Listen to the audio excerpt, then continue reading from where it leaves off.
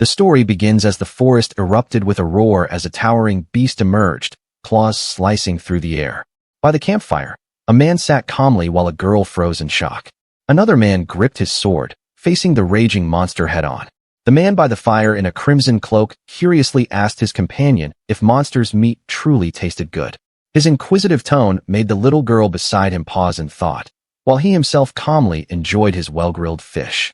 His companion, the man wielding a sword, affirmed but irritably shouted Iroh's name for help while struggling against the beast alone. With a reluctant sigh, Iroh rose to his feet, his crimson cloak fluttering as he prepared to join the battle. Sparks crackled as Iroh stepped forward, invoking his word magic. Lightning surged through the air as his spell struck the towering beast, dropping it instantly with overwhelming power. The beast collapsed, steam rising as Iroh's magic ended the fight. One man muttered how odd his spells always were, only for Iroh to demand the meat be cooked. Annoyed, his companion shouted while the girl called to calm her uncle. Miur clenched her fists and declared fighting was bad, leaving the armored man stunned. Moments later, his irritation melted into a teasing grin, calling her cute when mad, making her mutter softly in embarrassment. Unfazed, Iroh kept eating, ignoring the tension. Without looking up, he coldly told his companion to hurry up, mocking him with the insult, Lulakan. The armored man froze, while Miur nervously asked Iroh not to get involved. Iroh paused, reflecting he'd grown good at fighting monsters, though much of it still felt unbelievable. Sparks danced around his clenched fist as he realized how long it had been since everything began. Iroh closed his eyes, recalling he'd been summoned to this other world, a distant reality he still struggled to fully accept. His mind drifted back to when it happened. The moment he was dragged into a different world filled him with confusion and unease, marking the day his reality began to change. A summoning ritual reached its peak, the magic circle glowing brightly. Knights gasped in awe as one declared success and another praised the princess, saying she had finally done it. The princess clasped her hands, whispering yes with trembling relief. After countless attempts, she had succeeded in calling them, her expression calm but filled with quiet determination. As the summoning light faded, 5 figures knelt on the glowing runes. Magic lingered in the air as the knights welcomed the heroes. The princess exhaled in quiet relief at her long-awaited success. The 5 students finally regained their senses. Taisher asked Chika if she was okay, and Chika asked where they had ended up. Confused, Taisher called out to Shuri and Shinobu, who answered and said they were okay. The princess thanked them for answering the summoning and welcomed the heroes. The 5 exchanged startled looks, struggling to process her words, while Iroh's thoughts lingered on heroes and summoning. Seeing their stunned expressions, the princess bowed, apologizing softly. The 5 students stood silent, their blank stares showing they struggled to grasp what was happening. The princess assured them the king would explain everything and asked them to follow her. Iroh touched his chin thoughtfully, realizing this wasn't a dream. Iroh glanced around, tense. This wasn't Japan. His mind raced, struggling to process the sudden summoning and the reality of being called a hero. By the balcony, Iroh gazed at the towering structures around him. The cool wind brushed past as reality sank in. This wasn't a dream or illusion. This was real. He looked out at the sprawling city, its grand castles stretching to the horizon. The breathtaking sight felt surreal as Iroh realized he truly stood in another world. Inside the throne room, the 5 students stood before the king. He welcomed them warmly, thanking them for answering the summoning and addressing them as heroes. The king raised his hand, calming them. He acknowledged their confusion but assured he'd explain. Among the group, Iroh muttered quietly, calling the king selfish under his breath. The king began his explanation, revealing that they were currently in the human kingdom of Victorious. He further explained that this land was part of Edia, a world inhabited primarily by humankin. The king introduced himself as Rudolf van Strauss-Arkleum, the ruler of the kingdom, while the young woman beside him presented herself as Lilith, the first princess. He explained that they had summoned the students because their world was in dire need of heroes. The king revealed the reason behind the summoning. The kingdom of Victorious faced a grave threat, and they needed the evil demonkin to be destroyed in order to ensure the land remained safe. A student repeated in shock that they had been summoned to defeat the demonkin. The king gravely confirmed, saying their power was needed for this growing threat. The king explained the structure of Edia, a world divided among 4 races, the humankin, beastkin, ghostkin, and demonkin. For generations, these races coexisted uneasily, but now the balance had shattered. Excluding the ghostkin, The tension between the other three races had reached unprecedented heights, and conflict threatened to engulf the entire land if nothing was done. The king revealed the grave danger they faced. Among the demonkin, their king sought nothing less than the destruction of humankin. Beside him, the princess explained the terrifying power of their enemies. The demonkin possessed immense magical strength and exceptional physical ability, making them unmatched in battle. Against such overwhelming force, summoning heroes had become their only hope for survival. The king explained that if they fought the demonkin directly, humans would stand no chance of winning. To survive, the royal family resorted to the ancient hero summoning magic, a forbidden power known only to them. However, he admitted that humans possessed little magic of their own, and wielding such overwhelming power carried significant risks, a gamble they had no choice but to take. The princess expressed relief, glad they had succeeded this time. A student asked about this time, and the king revealed he once had 3 daughters. The king shared the tragic truth. 2 of his daughters attempted the ritual before. 1 died, and the other fell into a coma. Gasps filled the hall at their sacrifice. Hiiro's gaze hardened as he pieced together the king's words. Anger stirred within him as he questioned how a father could sacrifice his own children for power. A student stepped forward, confirming if defeating the demonkin would protect the country's people, seeking assurance about their purpose. The king first confirmed, saying it was exact. As he reviewed the records, he confirmed that all 4 heroes were indeed present. One student tilted his head, pondering this with curiosity. His gaze then settled on Hiiro, noting the 5th figure. Confusion crossed his face as he silently wondered why there were 5 when the document stated only 4 heroes. Noticing the unexpected 5th figure among the summoned, the king addressed the matter, while the princess, though uncertain, quietly affirmed her assumption that they were all heroes. The king instructed the summoned students to focus on the word status within their minds. By doing so, he explained, they would be able to check their powers and abilities immediately. One of the students quietly muttered the word to try it out. Glowing panels appeared. A student gasped, seeing hero in the title column. Another confirmed theirs matched, and the rest realized it too. They were all truly summoned as heroes. Hiiro studied his glowing panel, reading his stats carefully. Seeing levels, HP, and MP, he concluded this world functioned like an RPG. The princess explained the text and language were automatically deciphered, allowing seamless understanding of this world and their conversations. The king turned his attention to the lone boy apart from the group, questioning how he arrived there. Hiiro stayed silent, his expression unreadable. Breaking the silence, Hiiro calmly declared he was not a hero. Shock rippled through the room, freezing everyone in disbelief. Startled, the king demanded to know what Hiiro was, speculating if he was a mage or sage. The princess frowned, noting nothing in the documents mentioned this. Hiiro sighed silently as the king questioned his title, remarking he didn't seem experienced in battles. The king tilted his head, catching Hiiro's faint mutter but unable to understand it. He leaned forward curiously. Hiiro stood composed, declaring his title as Innocent Bystander. His answer left the entire room frozen in confusion. The princess softly echoed innocent, while the king repeated bystander, under his breath. Taisha finally realized it was connected to a previous incident. Taisha recalled the moment back in the classroom, remembering how Hiiro had gotten mixed in while they were talking. Hiiro calmly explained he was just an ordinary person dragged in by coincidence. He remarked he only got mixed up with these guys. One student snapped, demanding what he meant by these guys. Hiiro clarified in a composed tone that the ones meant to be summoned into this world were only the 4 heroes, and that he had no connection to the situation. He then calmly questioned how they planned to correct the mistake of bringing him here. Hiiro remarked that their families back home must be worried. The 4 students exchanged uneasy glances as he added they were summoned purely for the kingdom's convenience.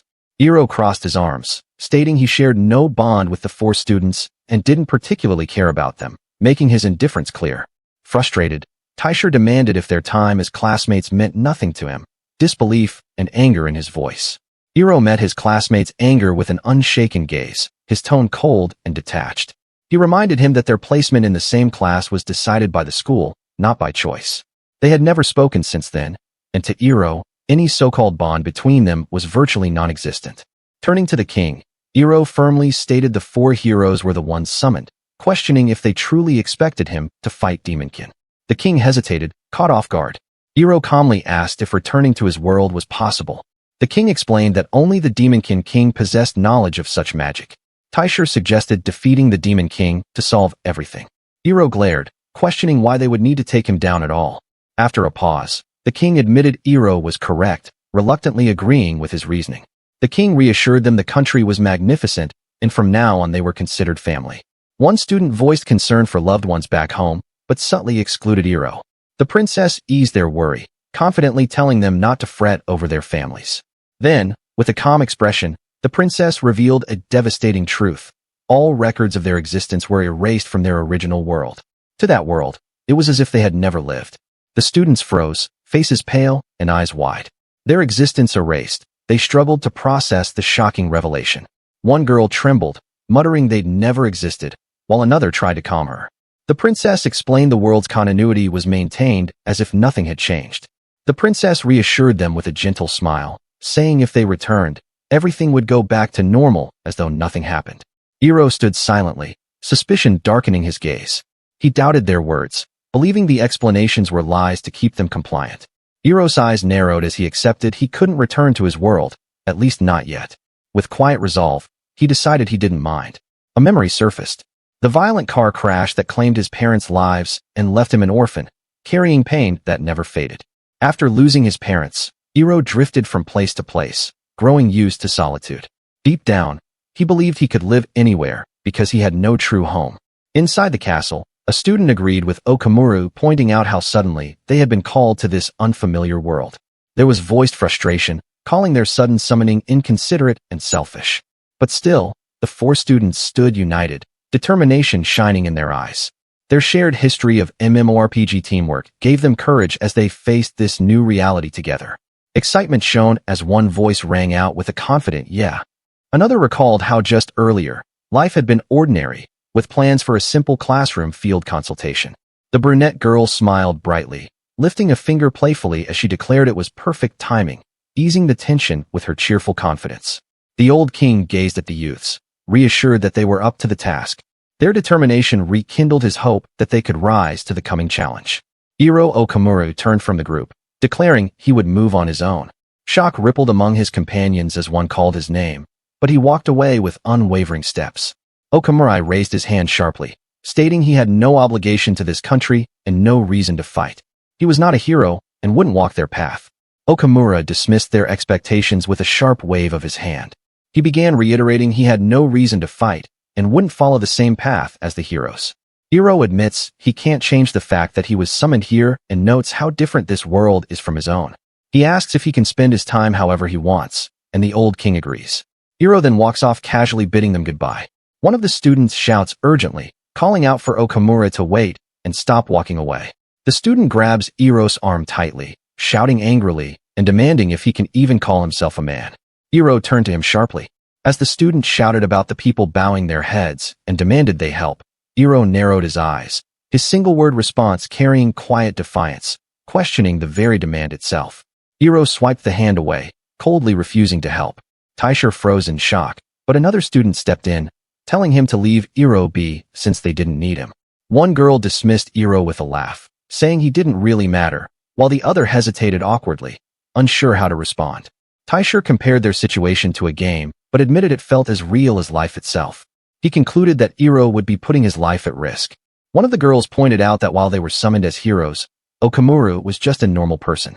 She urged the others to consider how he must feel about all this. Realizing the point made, Taisha hesitated before agreeing.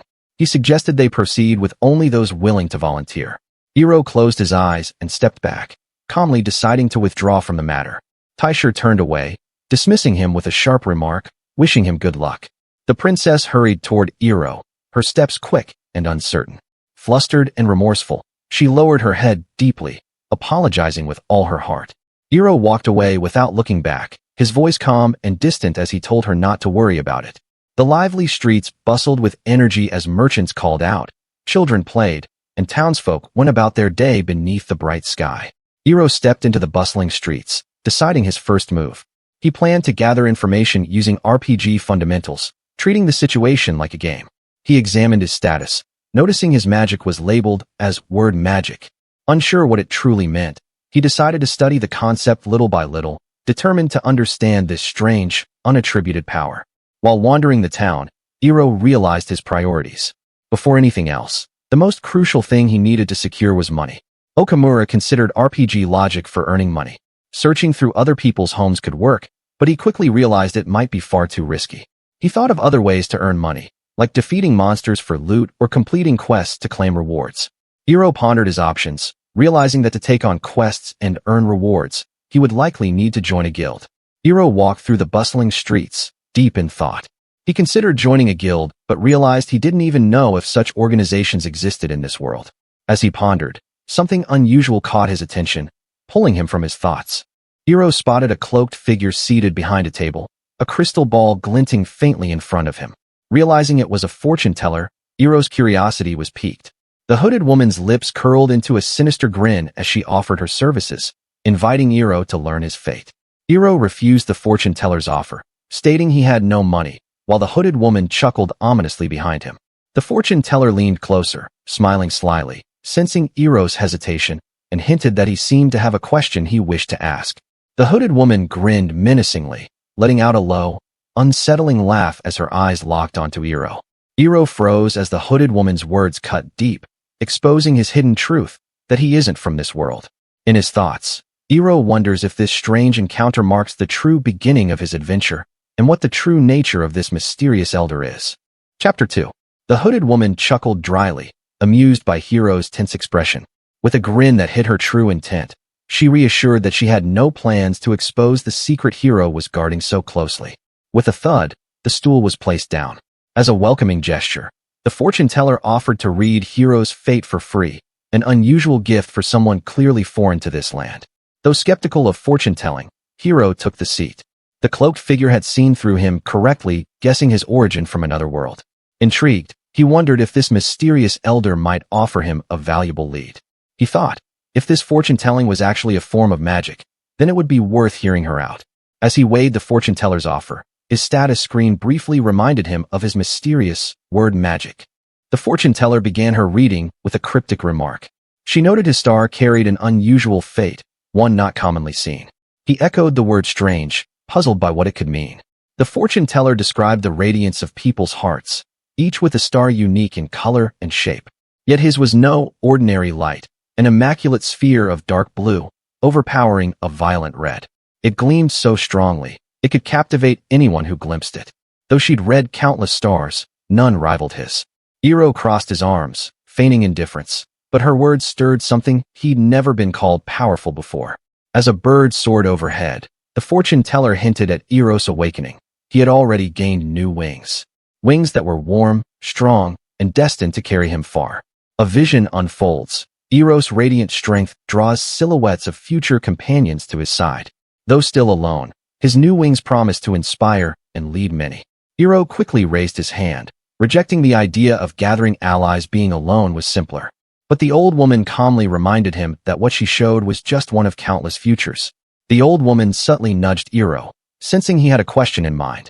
As he stumbled over his words, she answered anyway, revealing with quiet certainty that he came from a world without magic. Hiiro politely thanked the fortune teller, ready to move on. With a warm smile, she returned the gesture, grateful for witnessing such a rare and brilliant light after so long. Curious, Hiiro asked if he was the first person this old woman met from a different world, and was surprised he wasn't. She confessed she'd once met a world traveler like him, someone who bore a star just as strange as his. The old woman gave one last grin, welcoming him to return, but next time, it would come at a price. Just as he turned to leave, Hiiro paused, remembering one last question. Flashing a sly smile, he sat back down, shrewdly matching the old woman's wit. Hiiro, still hungry for answers, turned his sharp question toward the heart of this world, wondering if guilds, like those in fantasy tales, also existed here. As he stepped inside the guild, Hiiro took in the setting, bulletin boards, quests, and busy adventurers. It all felt strangely familiar, like a game come to life. A clerk greeted him politely, confirming his name with practiced cheer. Hiiro blinked curiously as the receptionist returned his guild card. She explained that before taking on any quests, certain formalities must be handled, rules of the system, just like any game. With a polite smile, the receptionist cheerfully warned that canceling a quest would cost a hefty 10,000 ringen, a fee Hiiro would be wise not to forget. Hiiro examined his guild card and frowned. The currency felt just like yen, and with no money to his name, the 10,000 ringen fine hit hard. To make matters worse, He didn't even know what the herb he was supposed to harvest looked like. As the receptionist flipped through the encyclopedia, Hiiro watched impatiently. She searched for the herb's name, muttering to herself. Hiiro, unfamiliar with such books, found the idea of reading one surprisingly tempting. If only he had some money. The receptionist cheerfully reminded him to be careful. Hiiro, impressed, flicked his wrist. His guild card vanished like his status screen. Convenient, he thought. Here is the vast Asabit Plateau, an open, quiet expanse of land nestled beneath the clouds. Hiiro's first quest is about to begin. The sack lands with a thump, packed with lottery herbs. Hiiro remarks the quest is much simpler than expected, then opens his status screen beneath the trees. Hiiro taps, word magic, and the help text appears. It explains that by writing a word with magic, its meaning becomes reality, powerful enough to bend nature's laws. However, its true name is lost, replaced by unreadable symbols. Hiiro deciphers the essence of word magic, though part of its description is corrupted and unreadable. Curious, he decides to try it out for now, stretching his hand forward, ready to test its power. The old woman once revealed that magic power is born from one's blood and must be controlled through its flow. Hiiro remembers it intently, then calmly raises a glowing orb between his fingers, focusing on the rhythm within his veins. Hiiro examines the glowing orb in his hand, contemplating how to use word magic. As his gaze shifts to a nearby boulder, he wonders if it's a suitable surface to test the spell. Hiiro inscribes the word split onto the boulder and channels his magic. As the spell activates, a sharp crack bursts from the rock, cleaving it apart with a brilliant spark. Stunned by the immediate and powerful result, he stares in awe. Staring at the aftermath, he confirms the effectiveness of the spell. With curiosity sparked, he prepares to test another word on the stone this time, origin.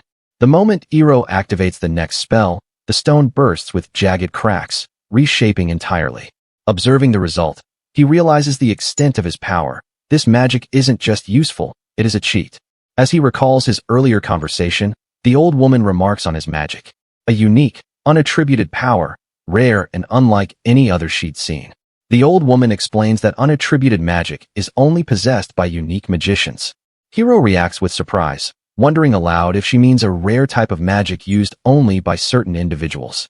The old woman explains that unique magic is indeed powerful, but extremely rare. She reveals that many users couldn't control it, leading to fatal consequences. Hiiro listens in shock as she concludes that most died from rebound. Hiiro reflected that the fate of the first princess's sisters had also been caused by their lack of mastery. The old woman then emphasized that while control was important, knowledge itself was the greater key to survival. The old woman explained that those who perished from rebound failed because they never truly understood their own magic. Demonstrating with her own flame, she showed how clarity of one's power was the key. Hiiro listened quietly, acknowledging her words with a calm nod. In the forest's calm, Hiiro reflected on the fortune teller's warning. Grateful for her guidance, he resolved that by mastering magic, its flow, and his knowledge, he could become a top-notch magic user. Hiiro realizes that this magic still has many mysteries to it, and the corrupted text doesn't help. He began to study his status, realizing 2 spells had already drained half his mana. Though his high MP came from being a world traveler, the strain left his body heavy. Reckless use, he noted, could be deadly. Hiiro realized that at his current level, his magic could only be used 4 times before draining completely. Determined, he resolved to level up quickly and strengthen himself. Hiiro froze at the sound of rustling nearby. Fear struck him. The thought gnawed at him, knowing that if the king ever caught wind of his magic, it would lead to troublesome consequences he couldn't afford. Hiiro's eyes narrowed as the grass shifted, revealing a slimy creature that jiggled in front of him. Recognition flickered across his face briefly as he pondered if it was what he thought it would be. Hiiro stumbled upon a slime, its body jiggling softly in the grass. Just as he approached, the creature suddenly bent and sprang into the air. His eyes widened in shock as the harmless-looking blob revealed a startling burst of speed. Hiiro turned sharply, realizing the slime's movements left him no choice. With a mix of irritation and disbelief, he braced himself, muttering at the thought of actually having to fight now. The slime lunged unexpectedly, its body slapping against him with surprising force. Hiiro staggered back, thrown off balance, and slid hard across the ground, gritting his teeth in shock. Clutching his side, Hiiro realized how real the pain felt despite only losing a small fraction of his HP. If struck several more times, he knew it would be enough to kill him. Determined not to fall so easily, Hiiro steadied himself, channeling magic into his fingertip as the slime closed in, ready to strike back. Hiiro dodged swiftly as the slime lunged again, repeating the same attack. Its persistence surprised him, forcing him to stay sharp for the next move. With fierce determination, Hiiro channeled his power, calling upon his word magic as the energy surged, ready to be unleashed. Hiiro etched the word blaze into the air, and the moment it formed, flames erupted violently, consuming the field in a surge of fire.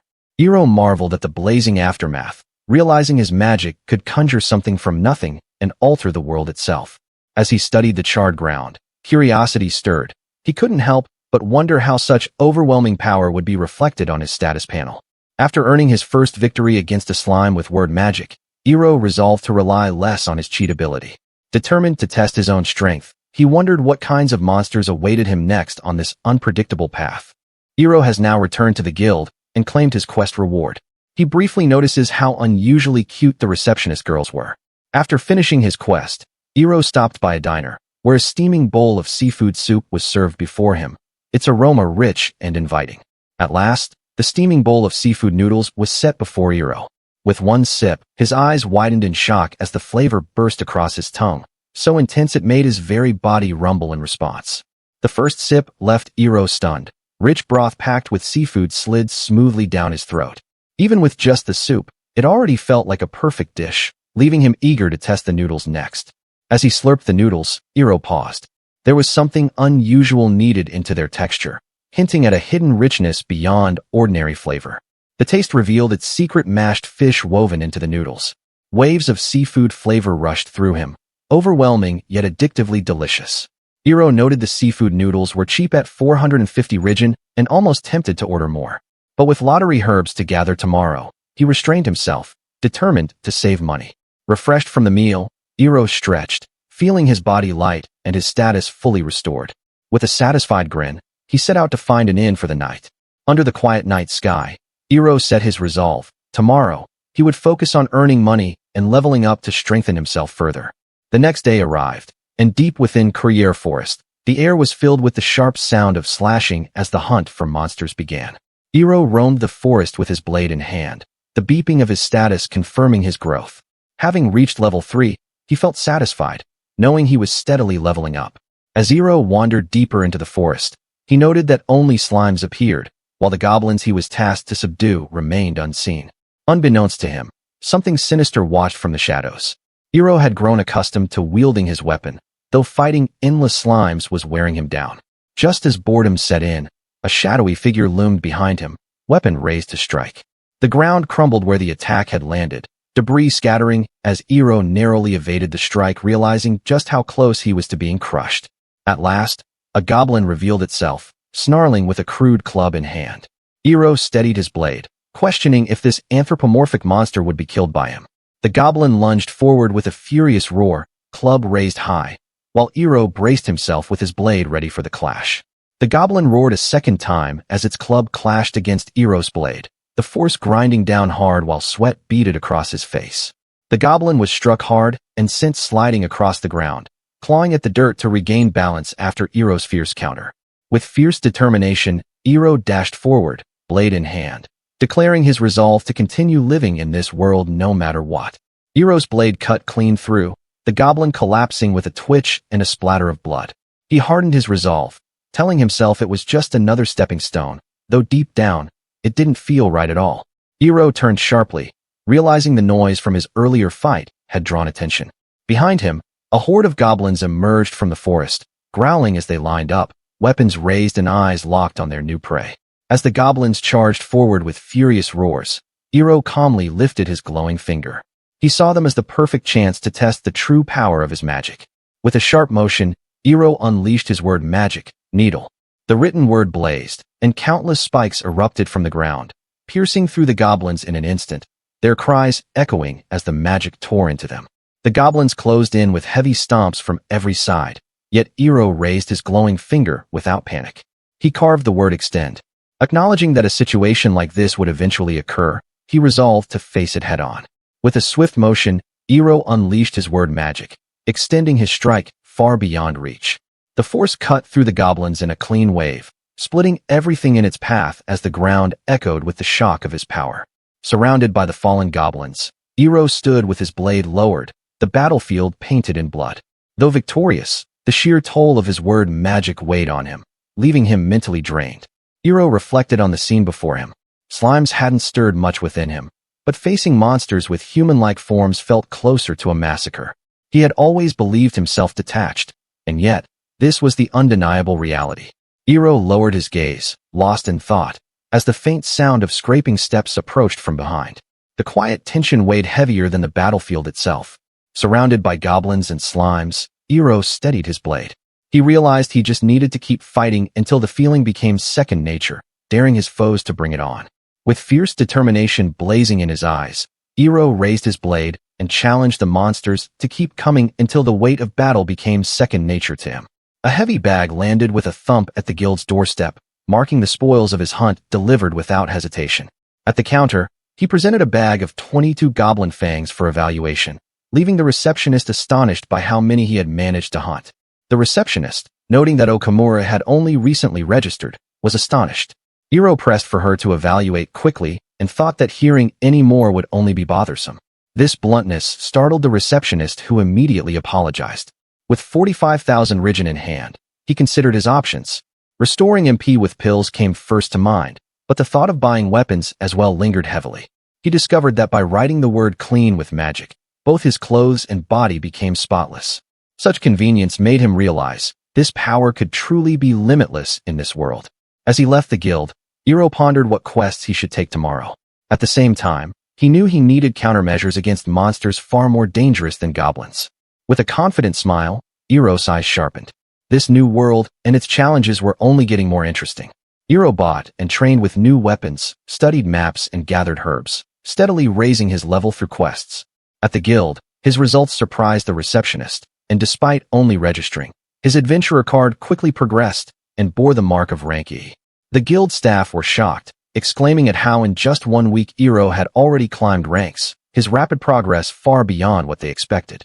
As Hiiro left, the guild receptionists watched him go, one smiling, calling the rising star cool, and awaits his next visit. The blonde receptionist proudly called him a rising star, while the other questioned why she was so proud of it, doubting her interest in this lone adventurer. The receptionist continued to whisper, curious about where he came from, noting how unusual his clothes appeared. As he walked, he thought working too much in Victoria's might draw the king's attention and get troublesome. Imagining it, he pictured the king declaring him as good as a hero. He decided the time was right and planned to leave the country tomorrow.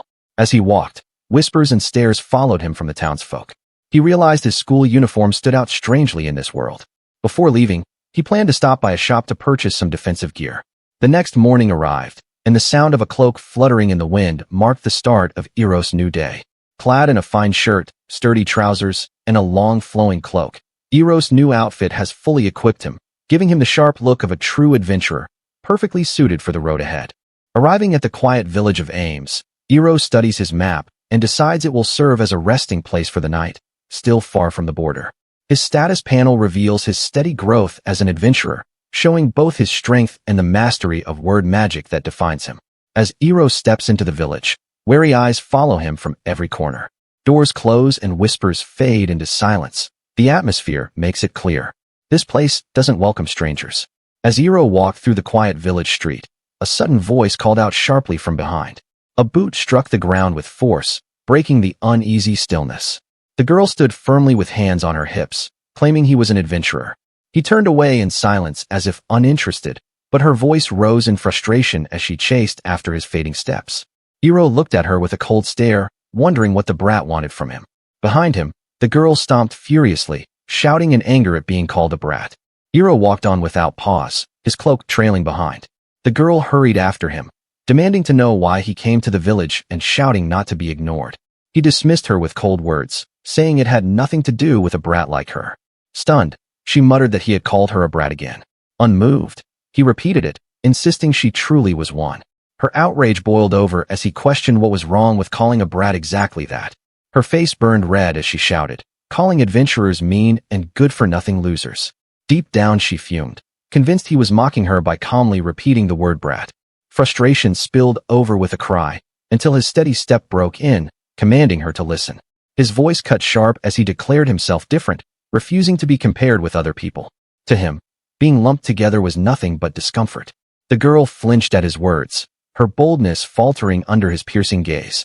The girl's voice trembled as she asked if he would sham the village. He turned toward her with a puzzled look, wondering why he would ever do such a thing. Behind them, a sudden crash shattered the air. Hiiro turned sharply as shards flew past him. A man fell to the ground with a heavy thud, groaning in pain, while another voice challenged him to repeat his words. A thug raised his blade with a threat to kill, his voice rough and violent. Hiiro glanced calmly, wondering if it was a fight, while the girl shouted in protest. She explained that the men were adventurers who had forced themselves on the village, taking food and doing as they pleased. Hiiro understood at last, realizing she feared another adventurer might sham the village. The girl admitted it with a quiet nod, while he turned to walk on, leaving her calling after him to wait. The girl pleaded for help, pointing out the weapon at his side. Hiiro refused without hesitation, stating he was no champion of justice. He told her to ask a hero if she wanted justice for free, his tone sharp and dismissive. As he walked on, she muttered her dislike for the way he said it, only to be hushed by a villager calling Coco's name. The girl looked to her father, who gently told her that heroes from fairy tales don't exist. Hiiro followed with a cold reminder that such problems are for the military to handle. The father added that the adventurers had stolen the deed, leaving the townsfolk unable to fight back. Hiiro crossed his arms, coldly remarking that their troubles were the result of their own carelessness. The girl protested, begging him to help, but he countered that work deserved compensation. His words left her stunned, struggling to grasp the weight of his demand. Frustrated, the girl shouted in defiance and dashed away, her steps quick and angry. Her father called after her, while Hiiro stood silently, unmoved by the outburst. The girl ran off in defiance, ignoring her father's warning not to go further. He tried to follow, but was struck down hard, his body hitting the ground with a painful thud. The father, bruised and desperate, looked to Hiiro and asked if payment would buy his aid. Hiiro paused at the offer, his sharp eyes narrowing as he considered the request. One of the thugs, a shirtless man with a menacing tattoo on his shoulder, called out, asking how long his little brother planned to keep eating. The younger one lumbered out, grumbling that there was still food inside. Suddenly, a pebble struck the older brother's head, making him flinch in pain. The girl stood her ground, hurling insults at the two thugs with fiery defiance. Her voice rose to a furious shout, calling them idiots as her anger echoed through the street. The girl trembled, insisting she wasn't a brat, but the thug's fury only grew. With a crazed glare, he swung his blade in a wild swoosh, screaming if she was ready to die. Her eyes closed in terror as the strike closed in. The thug's blade crashed down, stopping short as the girl scrambled back in fear. Her wide eyes caught sight of Hiiro approaching, his sword suddenly lengthening with an unnatural shift. Both the thug and the girl froze in surprise, before she cried out to him in desperation. Hiiro's blade stretched forward, pinning the thug to the wall with a sharp strike that left him howling in pain. Calm and unshaken, Hiiro glanced toward the girl and told her to get up. Hiiro's blade shifted with a flick, lengthening through the power of the word magic extend. He stated plainly that he was only helping because he was getting paid. Hearing this, the girl's face brightened with relief. On the other side, the thug demanded to know who he was, but Hiiro turned away, saying he had no obligation to answer. The thug lunged forward with a furious swing, vowing to crush him. But in a swift blur, Hiiro closed the distance, his blade slashing with precision. Shock spread across the thug's face as he realized just how fast his opponent truly was. The thug staggered, muttering in disbelief before collapsing with a heavy thud. Hiiro lowered his blade, remarking that his foe was nothing special. From the side, the girl watched nervously, asking if the man was dead, only to be assured he was merely unconscious. The ground shook lightly as the younger brother lumbered out, puzzled by the scene before him. He noticed his sibling lying unconscious and scratched his head in confusion, muttering in wonder at what had happened. Hiiro's eyes narrowed, quietly taking in the newcomer. Hiiro struck swiftly, his blade biting into the thug's body with a harsh screech, only to find the blow blocked. Beneath the man's clothes, a layer of protective gear glinted, dulling the attack. The brute barely flinched, while Hiiro stepped back, realizing brute force alone wouldn't break through. The brute roared in fury, tearing his clothes apart and shouting over the damage. His rage twisted into a threat, vowing to turn Hiiro into mincemeat. Unfazed, Hiiro steadied his blade, insulted him by calling him chubby, and coldly told him to bring it on. The brute roared, enraged at being called chubby, and charged forward with crushing force. The ground shook with a thunderous whoosh, but Hiiro met the attack head-on, his blade clashing sharply against the brute's leg. The strike hit with no effect, Hiiro realizing the brute's body was shielded in full armor. Before he could adjust, a massive fist came flying toward him with crushing force. The brute roared and slammed his fist down, shattering the ground with a thunderous crash. Dust and debris erupted, but when the impact cleared, Hiiro was nowhere to be seen, leaving the thug glaring in confusion. The brute froze as Hiiro revealed himself unharmed, standing calmly before him. With a sharp glare, Hiiro invoked his power, eyes fixed in focus as he activated his word magic. The brute stomped forward, only to jolt in pain as his armor began to sizzle. Confused, he stammered, unsure what was happening. Heat radiated off his body, forcing him back as the metal burned. The girl watched in shock, while the brute wondered where the heat came from. Hiiro's magic flared with the word heat. Then, as if scoffing at the brute, he activated the word magic, harden. With a surge of force, Hiiro slammed his hardened fist down, crackling energy ripping through the brute's defenses. The giant roared in agony before crashing to the ground with a heavy bam, the strike leaving him overwhelmed and broken. Smoke hissed from the fallen brute's body as he lay sprawled across the ground. Hiiro stood over him, his strike leaving the armored giant motionless and defeated. As the brute lay defeated, relief swept through the village.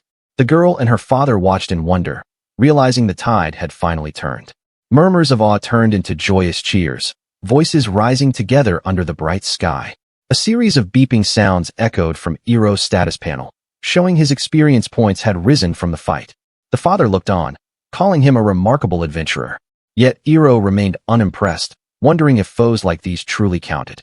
They were revealed to be the infamous Hirio's brothers, villains known for their skill, though to him their defeat seemed far too easy. The girl marched up to Hiiro, her cheeks red with frustration, and struck his side with a small but fiery punch, leaving him momentarily surprised by her boldness. She demanded to understand why someone so strong hadn't helped from the start. Hiiro brushed off the girl's complaint, reminding them he never acted for free. He explained that he had only stepped in because the old man had made a request, nothing more. Before she could argue further, Hiiro's hand came down firmly on her head, making her yelp in surprise. It was his sharp way of silencing her. Hiiro brushed it off as a one-time thing, earning a chuckle from the old man beside him. Off to the side, the girl grumbled, still rubbing the sore spot on her head. The old man, amused, laughed and reminded him of the promised reward, rare books and good food, and invited him to stop by his shop. Hiiro gave a brief puzzled nod, agreeing without much thought. Soon after, his eyes fell on the sign of a shop marked by crossed swords. Stepping inside, Hiiro's eyes swept over rows of weapons and armor, impressed by the variety on display. From behind the counter, the shopkeeper motioned for him to come closer. The shopkeeper reached beneath the counter and drew out a sheath blade, extending it forward with both hands. He offered it firmly, telling Hiiro to accept it. Hiiro examined the blade with keen interest as the shopkeeper introduced it as the piercer. He went on to explain its origin, recounting how katanas were weapons first crafted by the Beastkin, designed for precision and deadly efficiency. The shopkeeper explained further, noting how humankin's swords relied on brute strength, while katanas specialized in speed and precision to cut down prey. But as the blade gleamed in his hand, Hiiro calmly remarked that he already knew all of this. The shopkeeper assured him of the blade's sharpness, explaining that the piercer's true worth lay in its ability to pierce cleanly through anything. As the thin edge shimmered with a sharp sound, Hiiro noted its sturdiness and mused that it was surprising such a strong weapon hadn't already been stolen. The shopkeeper admitted he had hidden the blade away in the basement, knowing his life was at risk if it were discovered. Hiiro noted how different it felt compared to the other goods on display, and the man confessed he had considered keeping it as a family heirloom. Hiiro stared at the weapon, uncertain, and asked if he could really take it. The shopkeeper admitted it was regrettable to part with, but believed it was better suited for Hiiro. As Hiiro reflected, saying he wasn't seeking credit and hadn't fought those men out of choice. The shopkeeper paused in thought before suggesting another option. As he spoke, footsteps drew near, and the girl peeked into the room, curious about what was being discussed. As Hiiro started to leave, the girl called out to him. He sighed, wondering what she wanted this time.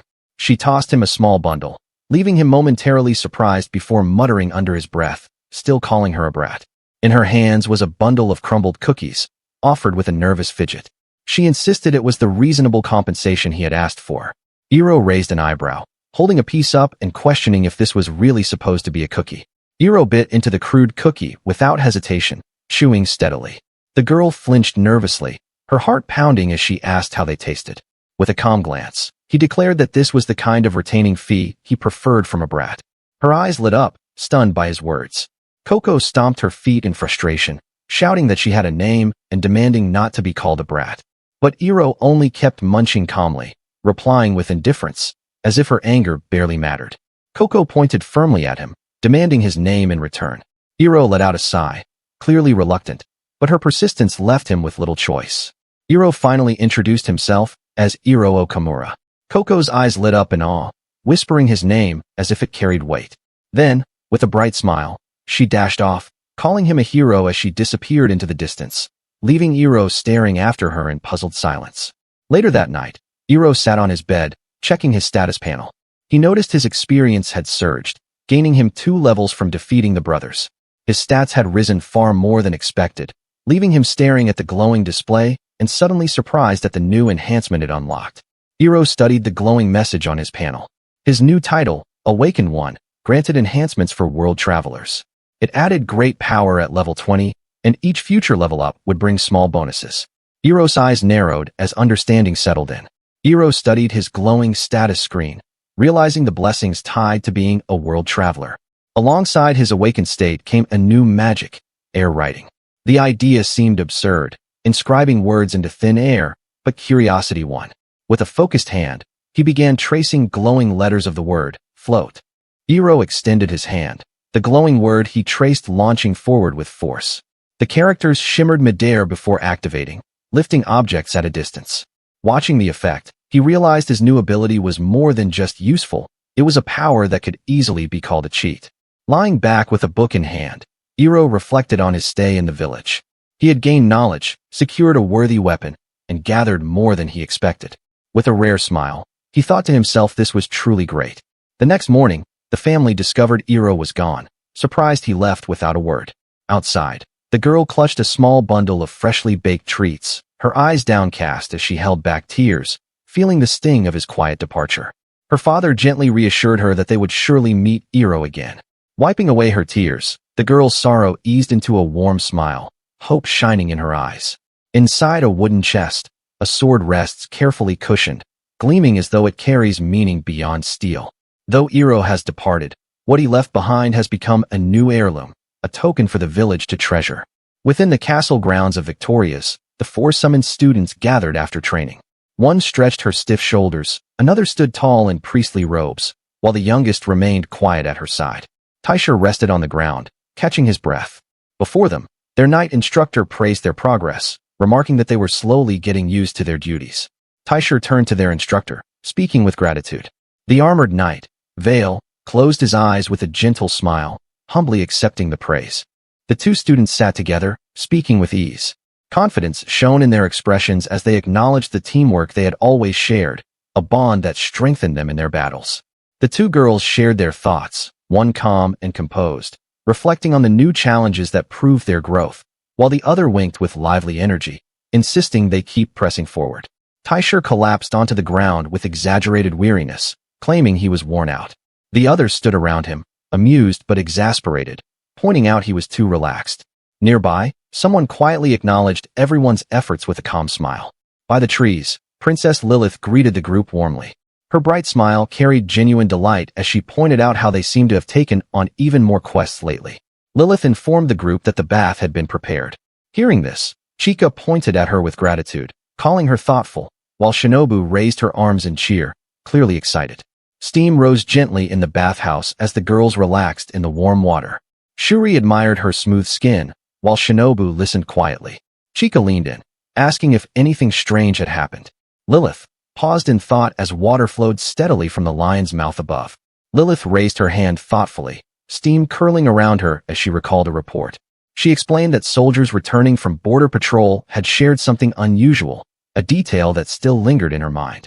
Lilith shared what she heard from the soldiers. 2 wanted men had been captured in the village of Ames. The news seemed good according to Shinobu, but the unease in Lilith's tone suggested there was more to it than simple relief. Lilith's tone turned serious as she reflected on the report. Something about the villagers' claim didn't sit right with her, it didn't seem accurate. Shuri, puzzled, leaned in closer, asking what exactly she meant.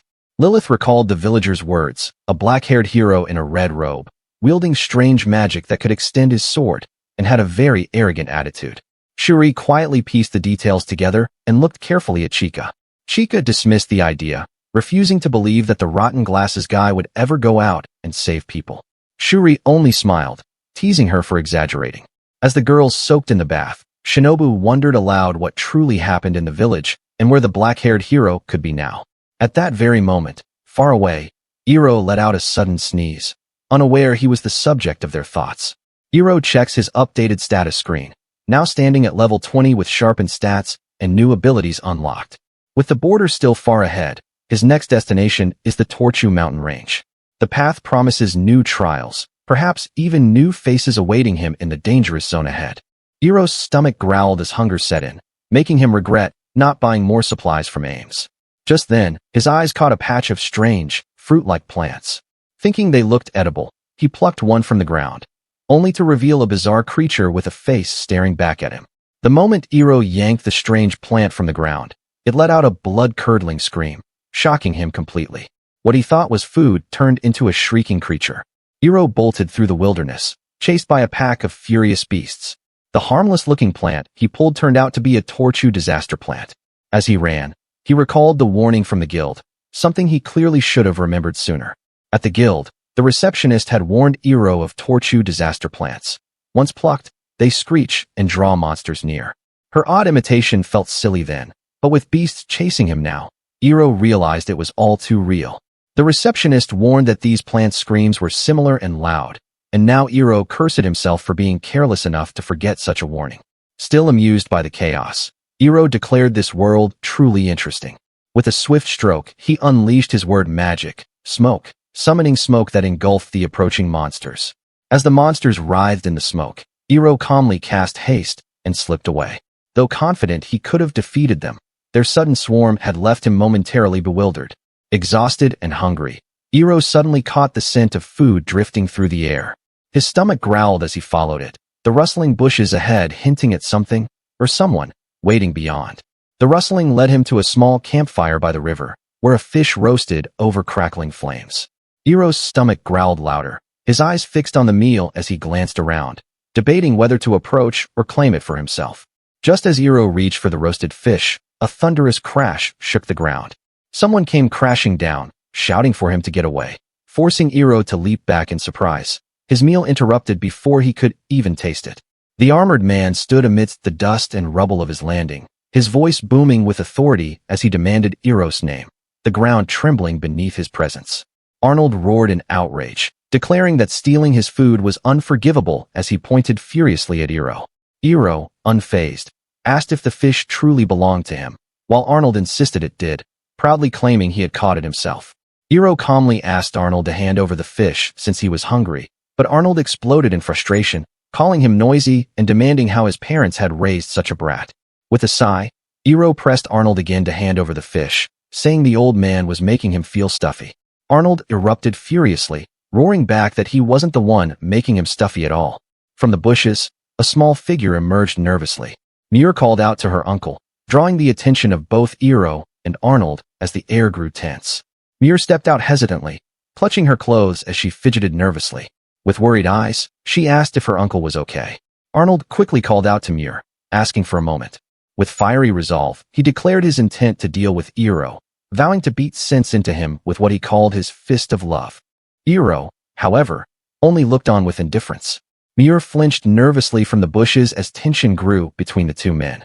Iro sighed, his glare sharp and unwavering as he declared his resolve with a calm, "All right." Arnold, taken aback, demanded to know what exactly the boy meant by those words. Iro finally eased up, offering to give up on taking everything if Arnold would just share a bit with him. Arnold, fists clenched in frustration, barked back furiously, demanding if the brat was never taught how to speak properly to others. Iro stood his ground, stating coldly that he wouldn't compromise any further. Arnold's fist tightened with frustration, veins bulging as he growled that Iro wasn't making this any easier. Arnold lunged forward, furious, but Iro swiftly evaded, his movements sharp and precise. Arnold's eyes widened, realizing the brat was faster than he thought. Arnold calmly drew his blade while Iro readied himself, gripping his weapon tightly. A deafening cry split the air as a massive beast appeared, looming over Muir. Terrified, she collapsed to the ground, trembling as its heavy steps shook the earth. Muir's eyes widened in panic, while Arnold began to wonder about her. With a furious roar, the beast lunged towards Muir. Arnold leapt forward, his sword flashing as he slashed at the beast, while a desperate cry of her name escaped him. Filled with both fear and determination, he shielded her from the monster's deadly strike. The beast roared in agony, its arms severed by Arnold's blade. Standing firm between the monster and Muir, he demanded to know if she was safe. Overwhelmed with fear, she called out to him, her voice trembling. Arnold raised his sword, telling Muir to get to safety. But before he could finish, Muir cried out in panic, pointing ahead, warning him of the beast closing in directly before him. From the shadows of the forest, multiple towering beasts emerged, their heavy steps shaking the ground. Arnold stared in shock, realizing he wasn't facing just one enemy. An entire pack of monstrous bears was now before them. Four enormous bears closed in, their stomps echoing like thunder. Arnold tightened his grip, torn between unleashing his power or holding back, knowing Muir would be caught in the crossfire if he acted recklessly. Then, suddenly, Hiiro broke his silence. Hiiro calmly asked if there was only one fish, unfazed by the chaos. Arnold, flustered, demanded why it mattered now of all times. He only pointed it out because with nothing left to gain, he had no reason to remain and thought to take his leave. Just then, Arnold saw the severed paw of the enormous bear, which had crushed the roasted fish in an almost mocking twist of fate. Arnold could only gape at the ruined meal. Locked in battle, he parried the beast's relentless strikes, his blades ringing with fury. Even as he fought, the absurdity gnawed at him. Their only meal had been lost in the most ridiculous way. As Arnold clashed with the rampaging beasts, his strength straining against their might, Hiiro watched with arms folded, dismissive as ever. Calmly, he remarked that it looked tough, urging the old man to do his best. Arnold roared in frustration, demanding help, but Hiiro only waved him off. Hiiro's cold refusal cut through Arnold's plea. Working for free was out of the question. Yet with a sharp glint in his eyes, he added he might consider helping if there was still fish left for him. Arnold gritted his teeth, knowing he couldn't protect Muir and battle four bears alone. Desperation pushed him to shout an offer. He'd share his aquahound meat if Hiiro would lend a hand. Hiiro paused at Arnold's desperate pitch, asking what aquahound meat was. Arnold exclaimed it was first grade, grilled to perfection, melting on the tongue and dangerously addictive. Hiiro's sharp gaze suggested he was at least intrigued. Hiiro asked if Arnold was telling the truth. He snapped back that he wouldn't lie now. But just before they came to an agreement, a bear lunged at Muir, jaws wide, gripping her in its claws. The beast was about to hurl Muir to its mouth when its body froze mid-strike. A glowing word, paralyze, flared. Sparks crackled, and Arnold rushed toward her to catch her fall. Yet it was Hiiro who swiftly scooped Muir into his arms, his voice urging her to stay calm as the chaos raged around them. Muir's sharp gaze fixed on Hiiro as he told her to stand properly or step aside. Flustered, she nodded quickly, realizing she was in a daze. Hiiro calmly instructed Arnold to line up the beasts, brushing off his protests with a dismissive remark. Irritated yet cornered, Arnold finally gave in, shouting that he'd do it anyway. Arnold raised his sword with a fierce shout, warning Hiiro to step back if he didn't want to get caught up. As the beasts rustled closer, his eyes sharpened, ready to unleash his strength. Hiiro marveled at Arnold's wind technique, impressed by its power despite sensing no magic from it. As Arnold launched the beasts into the air with a roaring gust, Hiiro followed up by unleashing his own word magic, extend, the clash of their abilities overwhelming the battlefield. Hiiro's word magic pierced through the rampaging beasts, skewering them as if on a spit. With a sharp glint in his eyes, he announced with pride, he is serving one skewer of barbarous bear right up. With the battle ending, Hiiro examined his katana, remarking how it pierced as easily as tofu. Arnold, still shaken, asked what he had done to save Muir. Instead of answering, Hiiro brushed it off, leaving Arnold fuming as Hiiro accused him of caring more about his power than the girl's whereabouts. Instantly, Arnold called out and Muir peeked out from a rock, trembling, and asking if the danger had passed. Hearing her voice, Arnold rushed to her side in a panic, clutching her tightly and frantically asking if she was hurt. Flustered, she reassured him that she was fine. Arnold sank to the ground, exhausted but relieved that Muir was safe. Hiiro stood firm, reminding Arnold to keep his promise. Arnold, still catching his breath, looked up in confusion, unsure what promise he had made. Arnold, half joking, asked if he had indeed promised to share the tasty monster's meat with Iroh, but the humor fell flat. A dark aura flared behind Iroh as he radiated irritation, his fury sparked entirely by the mention of meat, leaving the warrior to explain he was kidding. Arnold apologized to Muir, uneasy about letting her eat the meat here. Muir, however, reassured him with a gentle smile, reminding that she had been saved by Iroh. To her, the taste of food was far richer when shared together. Arnold was moved to tears, clinging tightly to Muir and praising her for being such a good kid. With a cold glare, Iroh ordered them to hurry, declaring his hunger. Overwhelmed, the uncle scrambled to start preparations, while being taken aback by Iroh's sour attitude. The dish was finally presented, steaming and glistening with rich sauce. Arnold, face set with determination, steadied himself. Beside him, Muir closed her eyes in quiet anticipation. Iroh's piercing stare declared one thing. Now, the feast begins. Iroh's chopsticks snapped down as he took his first bite. In an instant, the atmosphere shifted as the energy around the table surged like a roaring wind. The meat melted off Iroh's tongue and disappeared completely, the taste so vivid it brought forth visions of angelic cats rising in brilliance.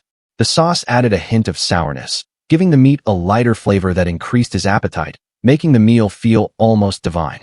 The warrior, sweat dripping as he savored the meal, boasted of its origin, aqua hound thigh meat, the most delicious cut of the beast, even good enough to kill for. Between bites, he couldn't help but praise Muir's sauce as fantastic, elevating the dish even further. Iroh glanced at his plate, his tone sharp as he asked if she had made the sauce. Flustered, Muir stammered but admitted proudly that she had. With a shy smile, she explained it was a special sauce crafted from alti fruits. With a calm smirk, Iroh praised Muir, calling her his servant. Muir glowed with happiness at his words, but her uncle froze in shock. Outraged in thought, yet too fearful to oppose, the warrior forced himself to agree, nodding stiffly while unease lingered behind his eyes. The warrior casually tried to break the silence, asking for the boy's name. But Iroh, unyielding as ever, demanded the man give his own first. Irritated by the cheeky response, the warrior could only grit his teeth, muttering that the kid was a real piece of work. With a proud grin, the man introduced himself as Arnold Ocean, both an adventurer and a cook. Iroh, unfazed, noted that it explained the quality of the meat they had just eaten, acknowledging his role with a calm observation. Muir also shyly introduced herself as Muir Castler. Iroh, seated calmly, asked if she had been kidnapped, which made Arnold angry and defensive, quickly denying it. With a strained tone, he explained she was simply someone he had taken in from a village he visited. Arnold wrapped an arm proudly around Muir, declaring her as his daughter now.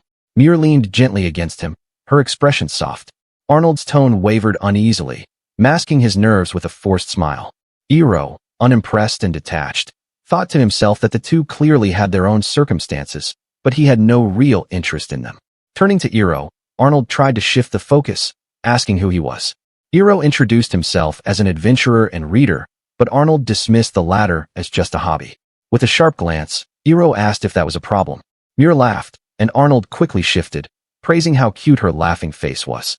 Iroh's blunt remark implied Arnold was into little girls, leaving the warrior outraged and roaring in denial. Flustered, Muir insisted she wasn't a little girl anymore, declaring she was already 12. Arnold loudly defended Muir, blurting she was even old enough to have a baby, leaving her flustered. Iroh calmly noted she was different from his first impression, while Arnold scoffed it was only natural for Muir to act differently around him.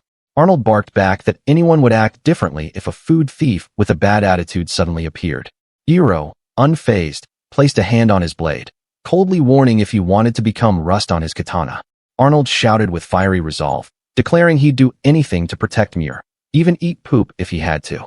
Iroh, unimpressed, warned that if this was truly his resolve, it could very well mark the end of the line for him as a human, unless... The air grew heavy as Iroh sat calmly on a rock, questioning if Arnold's bold words were some kind of Beastkin joke.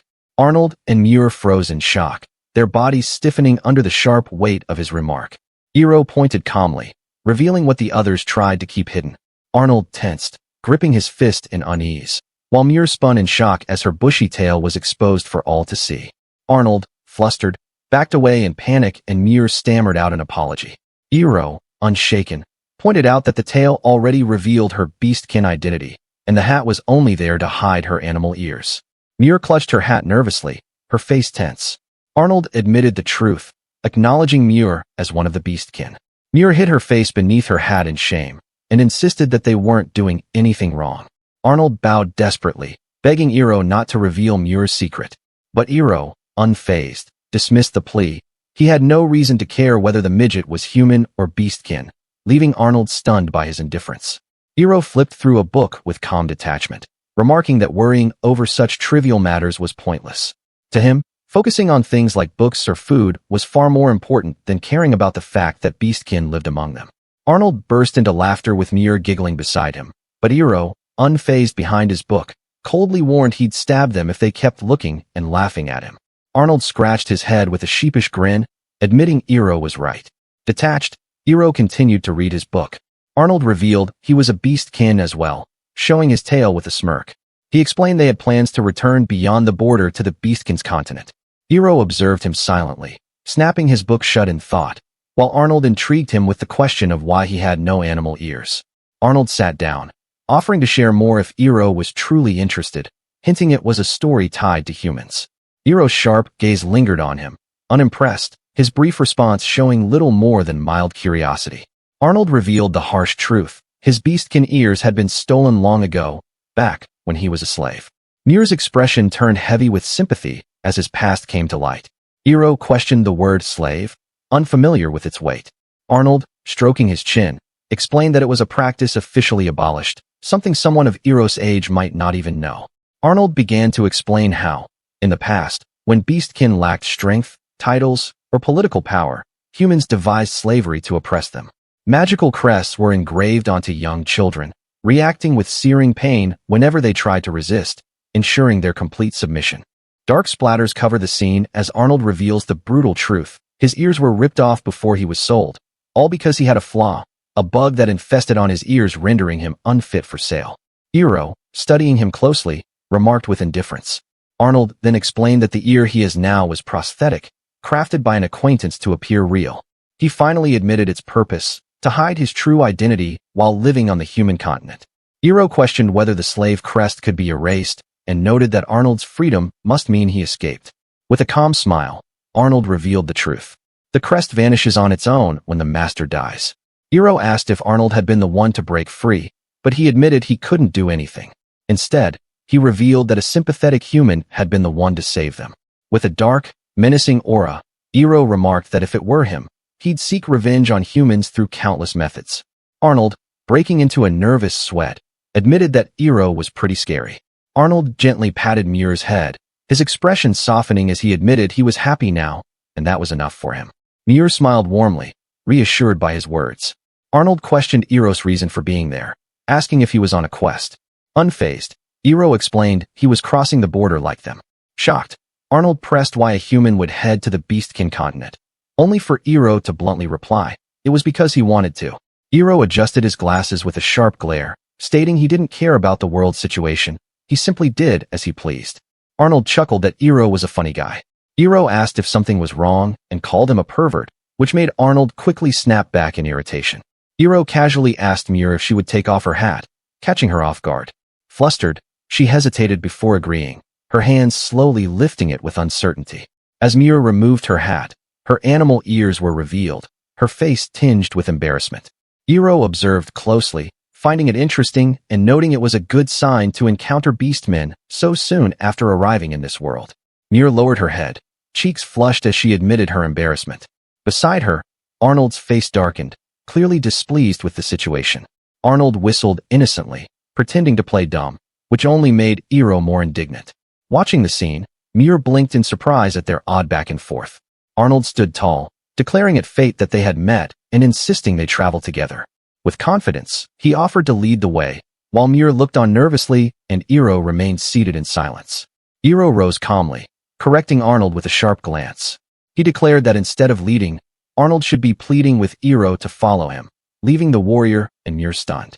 Grinding his teeth in frustration, Arnold muttered about the brat's arrogance. Still, he followed after Hiiro, with Muir quietly trailing behind. As they walked, Arnold asked about Hiiro's level, curious about his strength. Hiiro questioned why. Arnold then admitted that while Hiiro's magic was weird, his movements seemed amateurish. Arnold noted that Hiiro's physical abilities were high for a human and his killing intent was decent, yet he lacked battle experience. Hiiro realized Arnold had good eyes for catching on too quickly, then cast his word magic, peek, to check Arnold's status, revealing his level to be 31. Hiiro's word magic revealed Arnold's status, an adventurer at level 31 with powerful wind-based trick arts and titles such as former slave, chef, and doting father. Muir, on the other hand, was shown to be level 13, her titles marking her innocence and resilience. Confirming the results, Hiiro noted to himself that Arnold wasn't lying. Hiiro noted Arnold's unusual titles, even smirking that being called a pervert was harsh. Looking deeper, he realized Arnold's power wasn't magic, but trick art. As Arnold unleashed Wind Claw, Hiiro understood this was the reason he hadn't sensed any magic earlier. Hiiro revealed his level to be 23. Though he couldn't fully trust Arnold and Muir yet, he admitted to himself that traveling alongside them might prove interesting for a while. Arnold burst out in triumph, boasting that he was better after all. Hiiro, visibly irritated, snapped back that level wasn't everything and mockingly called him a lolicon pervert. Outraged, Arnold shouted in protest, demanding who Hiiro was calling a lolicon. Arnold bared his teeth, daring Hiiro if he didn't want to admit defeat, while Hiiro coldly asked if he wanted to test him. Sparks of tension crackled between the two, their glares clashing, as Muir trembled nervously between them. Muir quickly urged them forward, pointing toward the path where the village awaited. Arnold called after her in concern, while Hiiro, with a faint smirk, remarked that the old man had survived this time.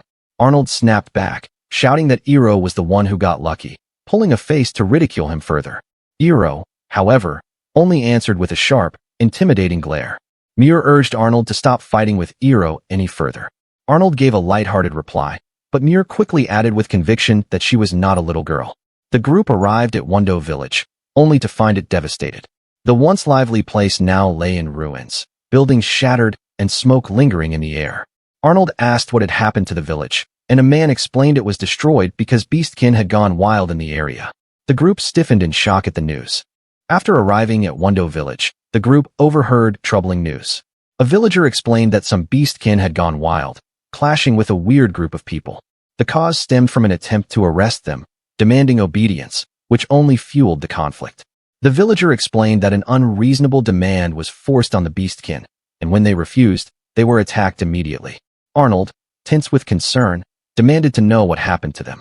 Rain poured heavily as Arnold and Muir stood in silence, upon a gravestone for the fallen Beastkins. Arnold clenched his fist, cursing under his breath, wondering why such cruelty had to happen. Trying to understand, he asked what the group called themselves, and the villager, after a pause, recalled the name. The group identified themselves as the Beastkin's Cage, cloaked in robes bearing the mark of a beast with a cross. Their name left Arnold seething with rage, his expression hardening as fury consumed him. Beside him, Muir lowered her eyes, trembling at the ominous possibility. Inside a dimly lit room, Muir sat curled on the bed, Arnold slumped forward in frustration, and Hiiro quietly observed from his own bed, the silence weighing heavier than the storm outside. Hiiro's sharp gaze narrowed in silence, his glasses glinting faintly as he studied the tense air, choosing observation over words. A sudden lightning erupted, and Arnold screamed in agony, his body convulsing. Hiiro, sitting calmly with his book, glanced up in surprise while Muir looked on in shock.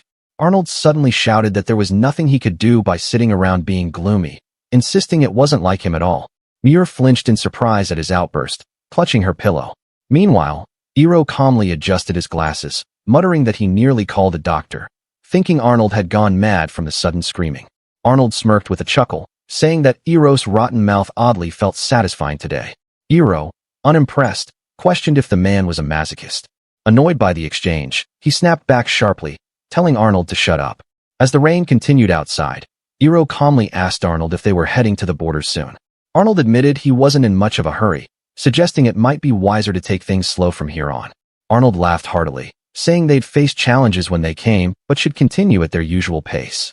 Hiiro, flipping a page, noted how optimistic he sounded. Arnold added that his own principle was simply to always take it easy.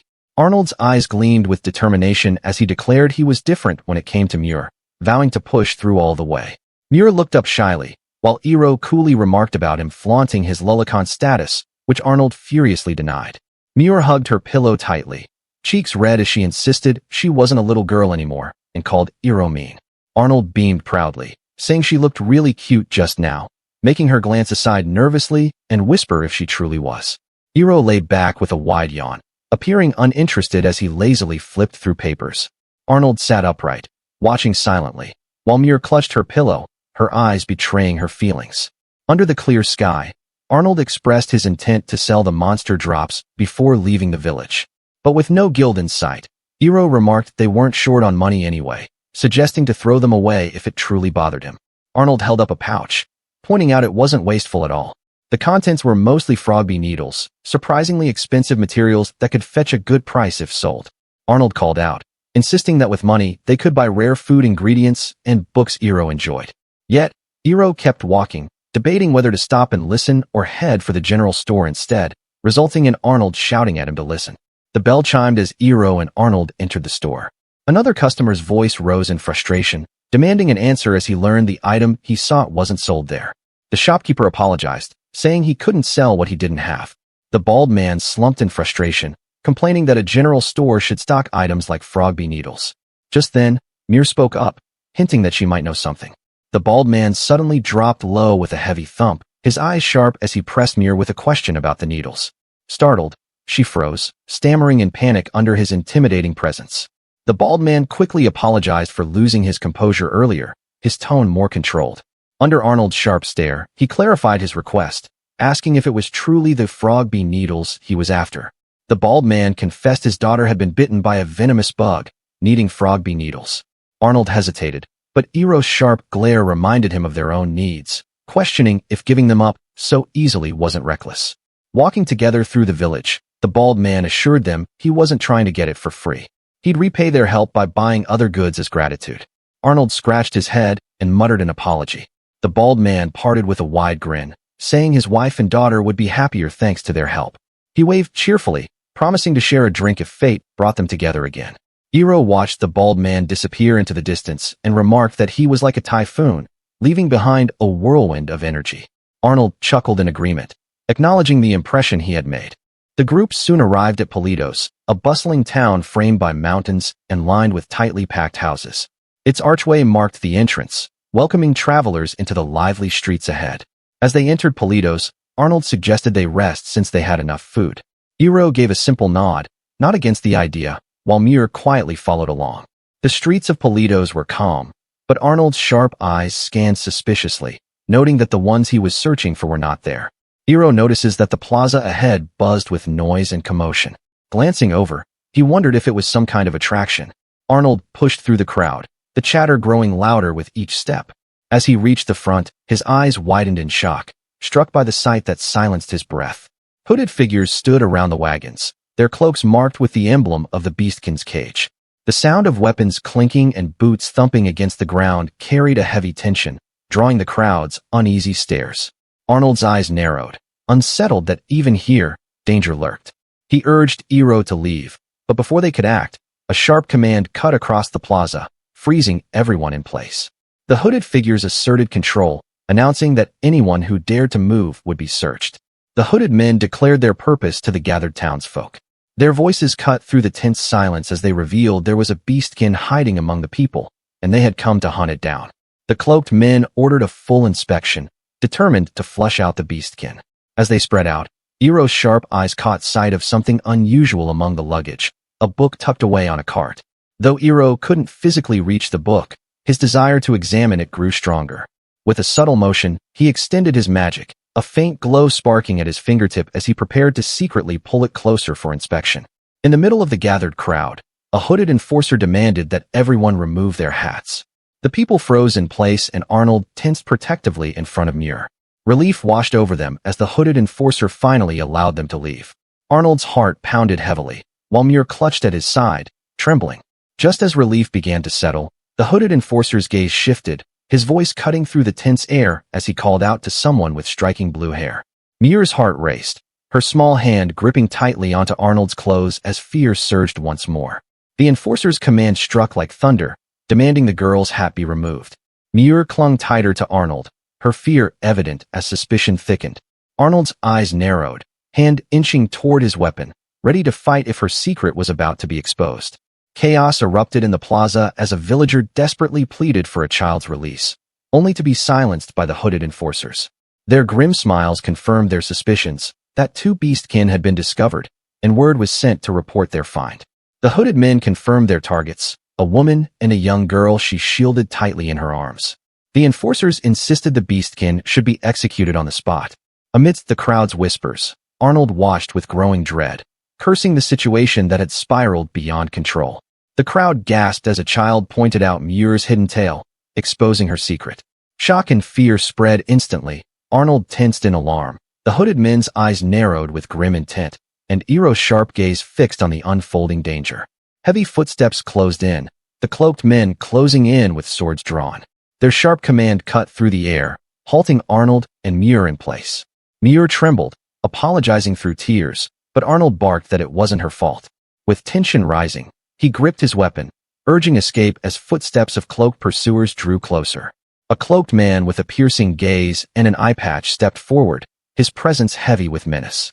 He warned that protecting a Beastkin brought only trouble. His words dripped with the threat that anyone who stood in his way might die right there. Arnold's gaze locked onto the cloaked man, recognizing his power as the leader, his level clearly different from the rest. Hiiro thought the old man hadn't realized the danger he was in yet. Calculating his move, Hiiro thought he could intervene and join the fight if they got careless, but being surrounded by many people, any chance to use word magic would be nearly impossible. Arnold negated what the eye-patched man said and declared it meaningless whether one was human or Beastkin. What truly mattered to him was that they were alive, his words clashing against the cold, silent gaze of the one-eyed man before him. The one-eyed man sneered with cold disdain, declaring Beastkin few in number yet deserving of the same loathing as Demonkin. His voice dripped with contempt as he branded their very existence disgusting, while Arnold's eyes widened in fury at such hatred. The one-eyed man's voice dripped with venom as he spat out that the very presence of Beastkin in this place made him want to throw up. His hatred shook Arnold to the core, leaving him shattered by this man's contempt for his own kind.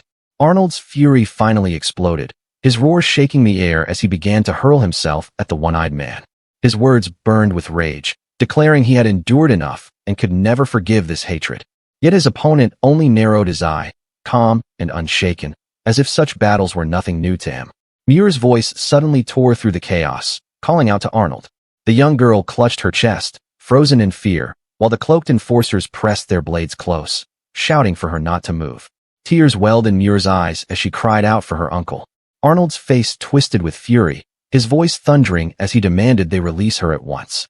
With a crushing blow, Arnold was struck down, his body slamming against the ground. Struggling to rise, he clenched his teeth in defiance, while his enemy coldly remarked that he shouldn't throw away his life so easily, since he is a human. Arnold's trembling hand reached out in desperation, but the captors barked cruel orders, demanding Muir be caged, alongside the blue-haired mother and daughter Beastkins they first found. With fading strength, Arnold's hand struck the cold stone with a heavy thud. Gritting his teeth, he cursed under his breath. Despair clawed at him as he thought about Muir. Hiiro's sharp gaze lingered on the cloaked men, displeasure etched across his face. As he picked up Muir's hat, he muttered how he didn't like their attitude. Hiiro remarked calmly that Arnold had slept far too long. Realizing it had been 2 whole hours, Arnold clutched his head in pain, his temples throbbing as he cursed the ones responsible. Arnold stormed out, declaring he would rescue Muir, convinced they hadn't gotten far in just 2 hours. Driven by desperation, he insisted searching everywhere would lead him to her, but Hiiro dismissed the idea, calling it an inefficient way of doing things. Arnold, desperate and furious, seized Hiiro by the collar, demanding if he had a better plan, his voice raw with frustration and urgency. Hiiro, calm and unshaken, met his glare in silence. Hiiro calmly told Arnold to release him, and with a sharp punch, Arnold staggered back, nearly knocking over the table. Hiiro coldly remarked that Arnold wouldn't accomplish anything if someone like him could easily land him a hit. Realizing that, Arnold's face twisted with worry, his voice cracking as he thought of Muir still being in danger. Hiiro, calm and composed, told him not to worry, and informed Arnold that they were still in town. Arnold burst out in relief, but Hiiro pushed him back, irritated by the closeness. Rumors spread of the group hiding east of town, likely waiting for an expected ally. Arnold pressed if Hiiro would lend a hand, but Hiiro dismissed the idea, claiming he wasn't that kind of person, only curious about the enemy group itself. Arnold barked back that there was no reason to explain about the group, but Hiiro pressed on, reminding him he had dragged him like a dead frog after the incident, then shared vital information. He now expected compensation. Arnold gave in and told Hiiro to listen carefully.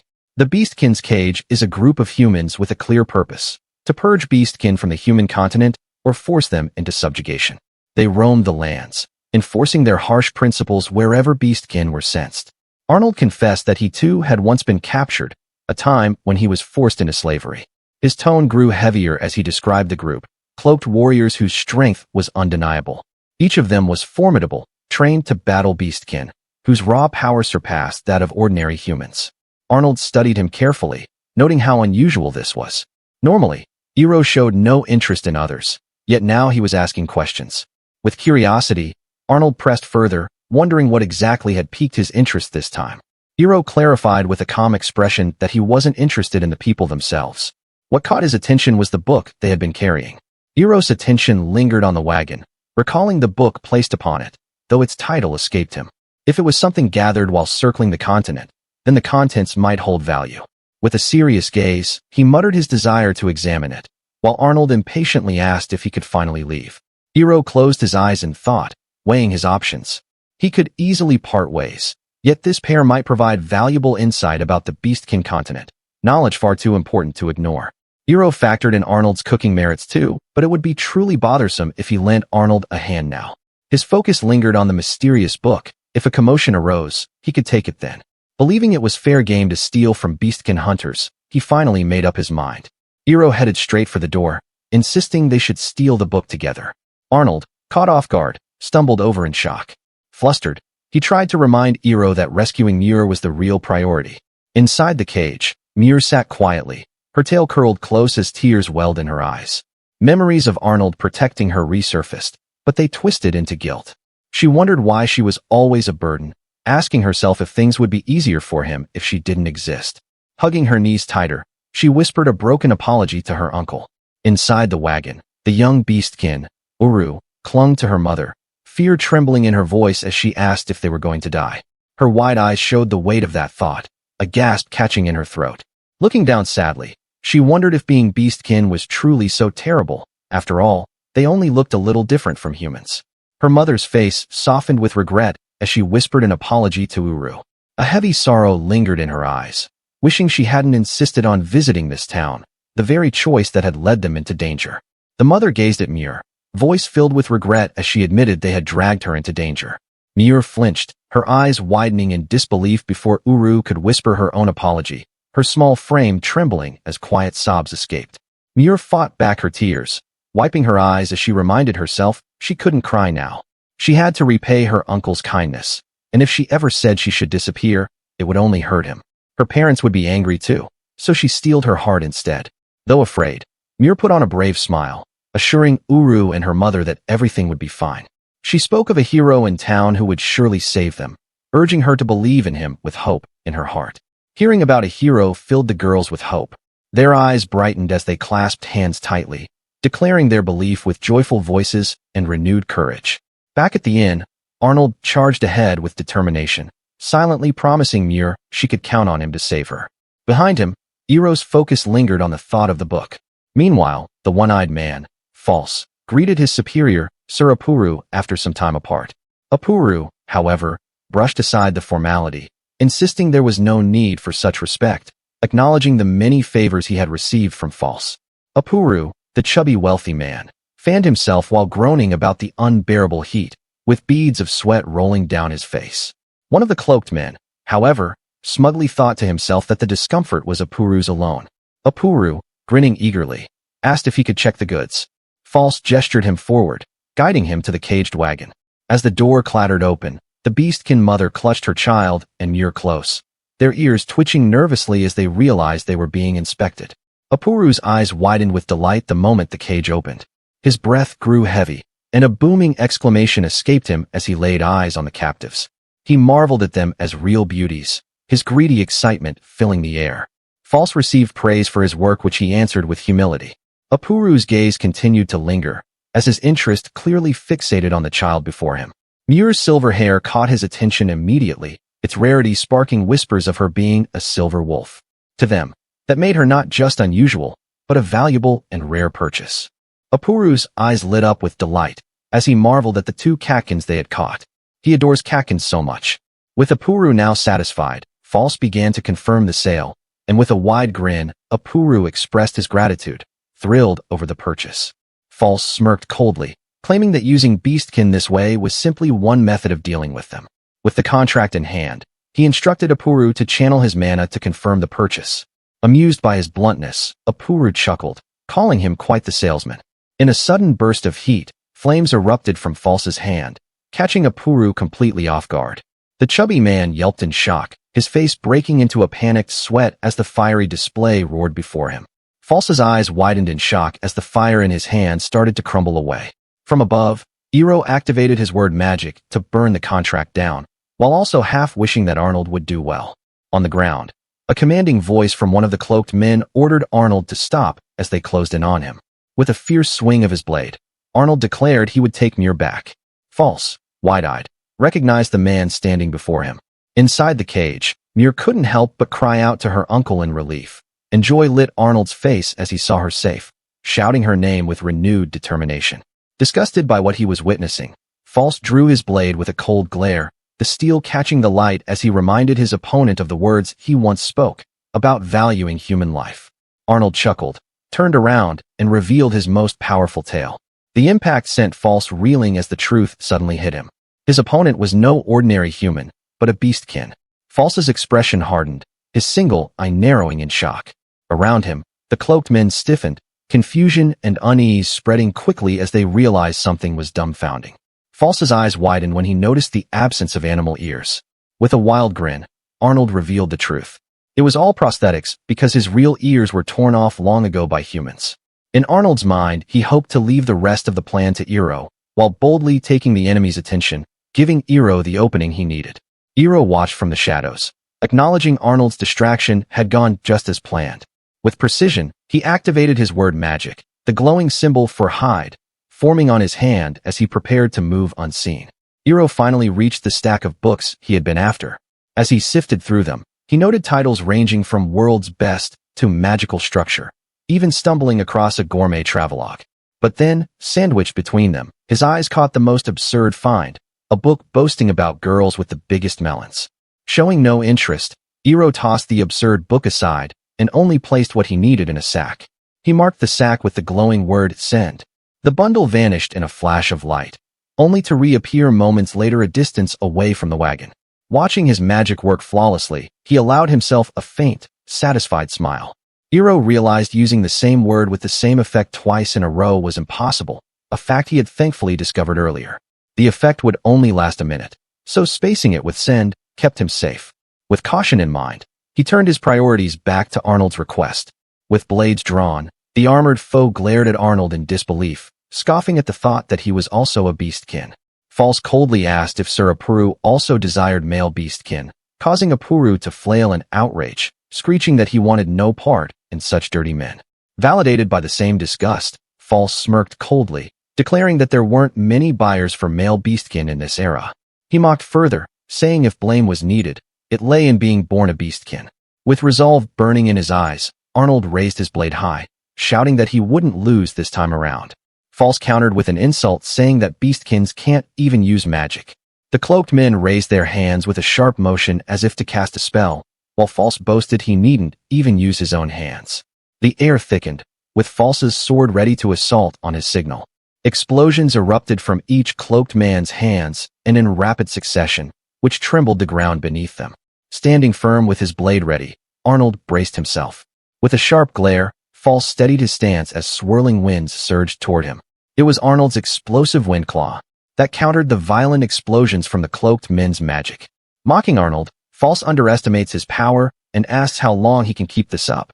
Yet, with a fierce shout, Arnold declared he'd engulf all his foes, refusing to ever back down.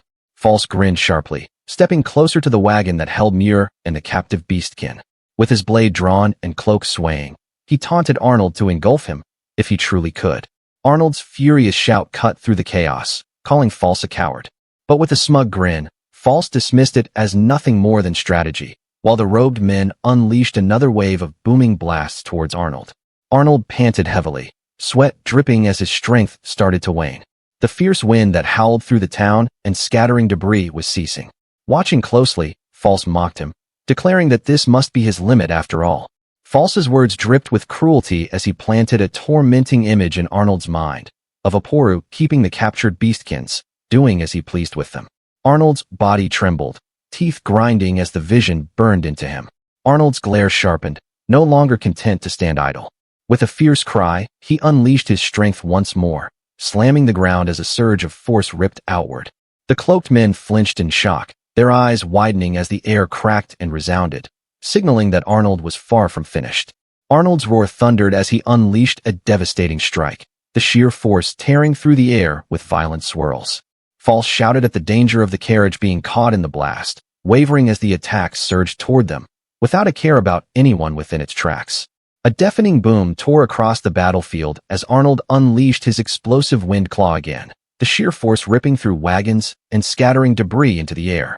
The ground shook beneath the pressure, wheels and splinters flying as the shockwave crashed outward. Amid the chaos, Arnold stood firm, sword braced, his strike carving destruction in its wake. Arnold, breathless and straining, drove his sword into the ground, its blade bending from the clash. The storm of his explosive wind claw raged, yet False stood firm, unimpressed.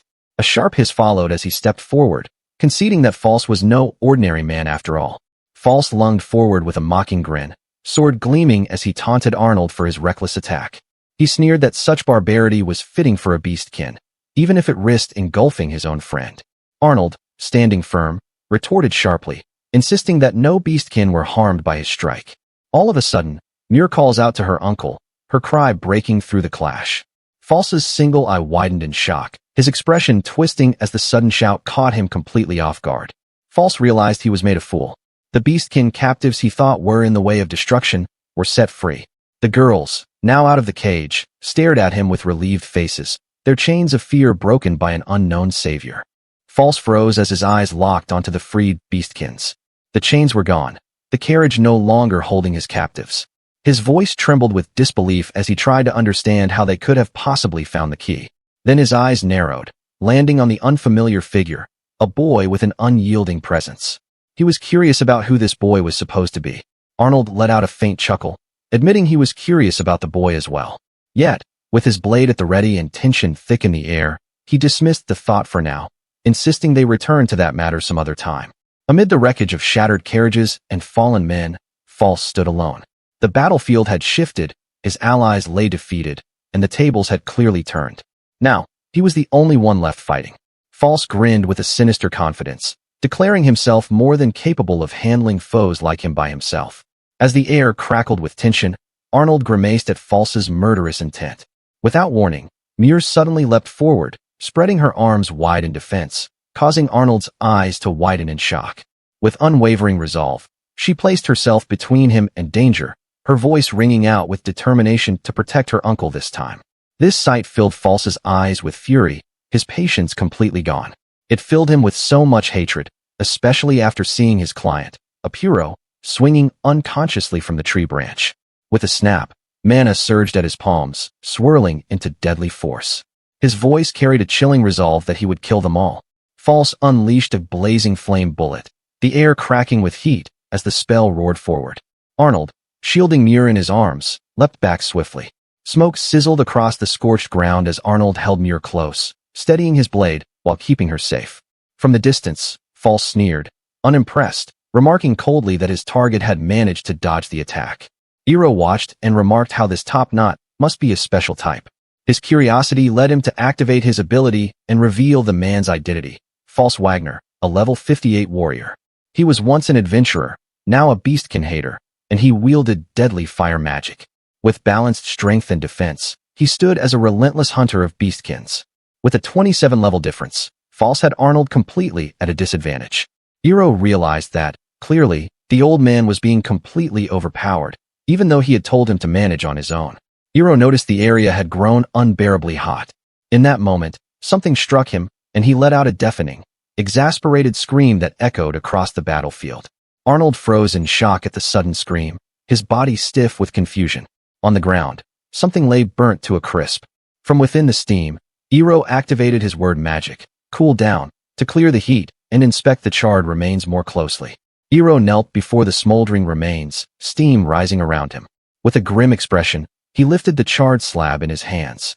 The brittle surface cracked and crumbled apart, scattering to dust as he confirmed what little was left. Arnold clutched his sword with unease, glancing toward Hiiro with worry.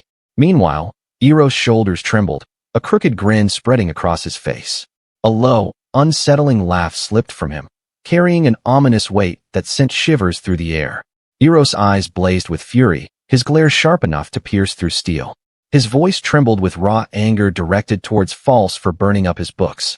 It was a crime that he would never forgive. As Hiiro's killing intent surged, False could only stare in confusion. Arnold, on the other hand, held Muir close, muttering to himself that those charred remains weren't even Hiiro's books to begin with. Hiiro's voice cut through the tension as he coldly asked if False was prepared for the consequences. False sneered, ready to fire back, but his words died in his throat. The boy had vanished.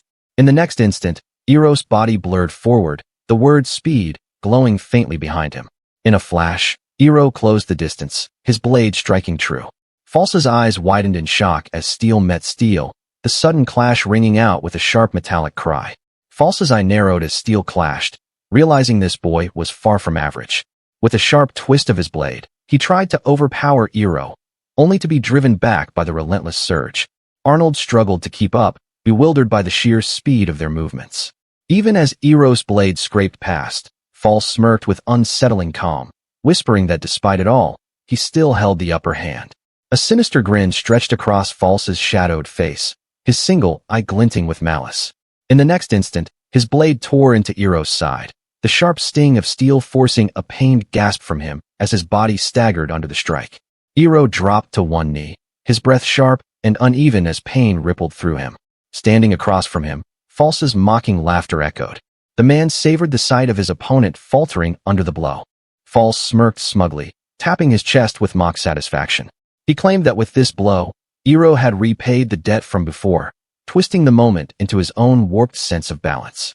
Hiiro noticed something bizarre about False's eye, its grotesque form unsettling. False sneered, asking if it disturbed them, before revealing it was implanted by Beastkin, a pain and a suffering none of his foes would ever understand. Shocked, Arnold and Muir stared at him in disbelief. Steel clashed violently as False bared his twisted truth, that his agony had long since rotted into hatred. His grotesque eye burned with fury as he declared that such torment would never end. To him, it was simple. The pain would always demand vengeance.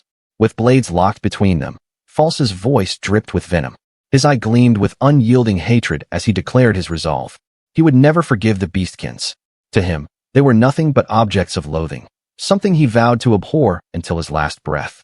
With a swift motion, False's fist drove straight into Hiiro, the impact rattling his frame and hurling him toward the base of a tree. As Hiiro struggled to clear his vision, False closed in and clamped him by the neck. Pinned hard against the trunk, Hiiro had no time to react before a storm of fists came crashing down on him. Each strike carried False's rage as he declared he would never forgive Hiiro for protecting the Beastkin. Breathing hard, Hiiro coughed, realizing at this pace his HP would soon run out. He tried to trigger his word magic through his fingertip, but before he could finish, False's clawed hand snatched his wrist. With a mocking grin, his grotesque eye glowed as he boasted he could read every movement Hiiro attempted. Hiiro's gaze fixed on False's twisted eye, realizing it not only sharpened vision, but heightened his physical strength as well. His body struck the ground with a heavy thud. He admitted he had never expected False to be this strong. With his fist raised, False sneered that it was over for his battered opponent, the boy in the red robe, while preparing to strike the final blow.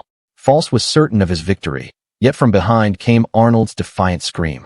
In that instant, a spinning blade tore through the air, flying fast toward False's blind side. False caught sight of the ambush and sneered, calling Arnold a fool. With his eye locked on, he deflected the spinning blade aside. Then, dark energy swirled in his palm as he promised to kill Arnold later, so long as he stayed still. False thrust out his hand, unleashing the spell Crimson Spear. A searing lance of energy shot across the field and struck with devastating force, hurling Arnold back in agony. False's eye gleamed with cruelty as he warned not to intrude while weak. Arnold slumped helplessly in the corner, while Muir fanned the flames out from his vest, trembling as False compared him to a beastkin he had once exterminated. Arnold's eyes widened as he remembered the ruined village, his voice breaking as he demanded why False would act with such cruelty. But False only sneered, admitting he abhorred the Beastkin, as if it were reason enough. Hiiro then cut in sharply, saying he could understand where False was coming from. False's attention shifted toward Hiiro, and in that moment, Hiiro suddenly carved the word magic, light, and a blinding flash burst forth. False's eye, which could see all movements, was overwhelmed, forcing him to reel back in pain. Using that moment, Hiiro broke free from the grip of his opponent's omniscient gaze and muttered that he owed the old man big time for this distraction. Taking advantage of the flash, Hiiro lunged forward. His fist struck False in rapid succession, each blow driving deeper until one final punch sent him reeling back. False staggered, sliding across the ground as Hiiro stood firm, ready for more. Hiiro wiped the blood from his cheek with a smirk, tapping it as he mocked that their debt had now been repaid. False glared furiously, spitting out through clenched teeth, and calling him a brat. False shouted in outrage, demanding why Hiiro would side with the Beastkin. Spitting his hatred, he insisted the Beastkin were the enemy, and that it was common sense for humans to oppose them. Hiiro's eyes narrowed as he declared that common sense had nothing to do with him. False ruined his fun when he burned his books, and for that he would take him down. Behind him, Uru shouted in defiance, calling False a weird-eyed freak, while False stood stunned at her words. False froze, eyes wide in disbelief at what he just heard. Uru remained relentless, flailing her arms, screaming freak, over and over, while her mother reached out in fear, pleading for her to stop. False's shock twisted into fury as he snarled that the girl must have a death wish. False hurled searing fireballs straight at Uru, the blasts overwhelming her small frame. As she collapsed, Mir caught her in her arms, trembling as she muttered her name. Arnold cried out Mir's name as the flames roared high into the sky. His face twisted in disbelief as he staggered forward, muttering in shock. There was no way this could be happening. Through the fading smoke, Hiiro emerged with a calm sigh, muttering in annoyance. Both Arnold and False froze in shock, their eyes widening at the sight of him standing unharmed. Hiiro stepped from the smoke, holding Mir and Uru securely in his arms. His sharp gaze turned aside as he told them they were a hindrance and should get away. All the girls could do was look up at him in shock. They then gasped in horror at the sight of Hiiro's scorched arm and cried out to him. But he brushed it off coldly, saying it was only a graze, not a real wound, and ordered them once more to get away. Mir fidgeted shyly, trying to thank Hiiro, but her words stumbled as her face flushed red. Startled by his sharp gaze, she froze in embarrassment. At his impatient order to leave, the girls hurried off together toward Arnold's side. Facing False, Hiiro declared he would be protecting the Beastkin. He added flatly that they were his clients after all, making it clear he had every reason to stand against him. False glared, admitting Hiiro irritated him, but sneered that his burned arm still couldn't move freely. Hiiro only smirked in response, the glow of his magic shining as if unfazed by the wound. Hiiro's arm glowed with the word heal, the burns vanishing as he flexed it freely once more. False's eyes widened in disbelief, demanding how he could use light magic without being Ghostkin. Hiiro only replied coolly that he was free to think whatever he liked. False's hands ignited with orbs of magic, declaring it was time to stop playing around. With a cold sneer, he promised to blow Hiiro away, commencing another battle round. False unleashed his spell, Burn Strike, sending a relentless barrage of blazing fireballs raining down. The ground erupted in explosions all around Hiiro as the inferno closed in on him. As the explosions tore through the ground, Arnold and Mir cried out in horror, screaming Hiiro's name. Their eyes widened with fear, believing he had been swallowed by the devastating blast. Bursting through the smoke, Hiiro charged straight at False, his fist driving forward with fierce intent. Mir's eyes lit up as she cried his name, while False smirked coldly, claiming he knew Hiiro would attack head-on. With a vicious grin, False thrust his palm forward, unleashing another deadly blast. His voice rang out with murderous intent as he bellowed for Hiiro to die. False's eyes widened in shock as his flame bullet vanished before reaching its target. The word cool down shimmered in the air. Hiiro smirked coldly as he warned the top knot to watch his step. Dropping low to the ground, Hiiro pressed his hand and traced a glowing character, clay, with his fingertip. The earth beneath False suddenly shifted and sparked with power, leaving him jolted in surprise. False suddenly staggered as the ground clung tightly to his feet. Shock crossed his face as he realized Hiiro had made the ground sticky clay, binding him in place. The man could only shout in disbelief at what kind of magic this was. With False's legs trapped, Hiiro seized the opening. He lunged forward and drove his fist hard into False's jaw, the force twisting his opponent's head to the side. Hiiro's eyes narrowed as he delivered another sharp blow, his tone enraged. He declared that strike was payback for the precious gourmet travelogue, How to Walk Across the Continent, Volume 1, a book False had destroyed without care. Hiiro's fists landed in relentless succession, each blow carrying the weight of another ruined book, Volumes 2, 3, and even his treasured magic system. Arnold froze. Hiiro's grudge about his books sure was serious, mentally noting to be careful around him next time. False staggered to his knees, clutching his gut as his strength gave way. The sticky clay clung to his legs, anchoring him to the ground while his body dropped under the weight of Hiiro's relentless assault. False's fury froze as the shell of his strange right eye cracked and fell away. His words faltered into stammering disbelief, unable to mask the fear creeping across his face. Hiiro's gaze sharpened, his voice cold as he invoked his word magic. A glow pulsed at his fingertip, aimed directly at False. He taunted that it would be fitting for a fire mage to be undone by fire itself, leaving False wide-eyed in alarm. Hiiro's fingers carved the word burn, and in an instant flames erupted violently at False's feet. The fire surged upward, engulfing him, leaving the seasoned fire mage writhing as his own element turned against him. False collapsed into the dirt, body scorched and trembling, yet still clinging desperately to the ground. Hiiro's cold voice cut through the smoke, his presence looming like a verdict, reminding False he should have learned whom not to pick a fight with. False's body trembled, his flesh scorched and simmering as he staggered upright. Rage and confusion twisted his face, his one grotesque eye bulging as he demanded through clenched teeth what Hiiro was. Hiiro stood with his back turned, his cloak swaying faintly in the rising heat. He did not grant False a direct answer, only leaving the weight of his presence to speak while he paused. Turning his head slightly, he began to speak with calm certainty. He declared himself nothing more than a unique cheat. False, his body scorched and failing, clawed at the ground with a twisted glare. Even as his strength waned, he seethed with hatred, vowing to etch Hiiro's face, and even those of the Beastkin, deep into his memory. It was a bitter promise of vengeance, spat out in desperation as his body continued to break down. With a cold edge in his voice, Hiiro dismissed the threat as nothing more than empty resolve, refusing to be shaken by the man's vow of revenge. False's fury was met with humiliation as Hiiro pointed out the obvious. His opponent now stood completely naked, stripped of both armor and pride.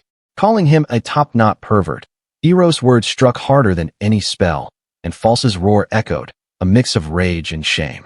As False crawled away, seething and swearing he would never forget this humiliation, Hiiro let out a weary sigh. Calmly picking up a small stone, he flicked it with precision, striking False square in the face. The impact silenced his rant. False collapsed face first into the ground, his body utterly spent. Hiiro stood over him, quietly noting the man's remarkable will. For all his arrogance, False's stubbornness and fire affinity had kept him going far longer than expected, a testament to his resistance even in defeat. After the battle's end, the group decided to move on.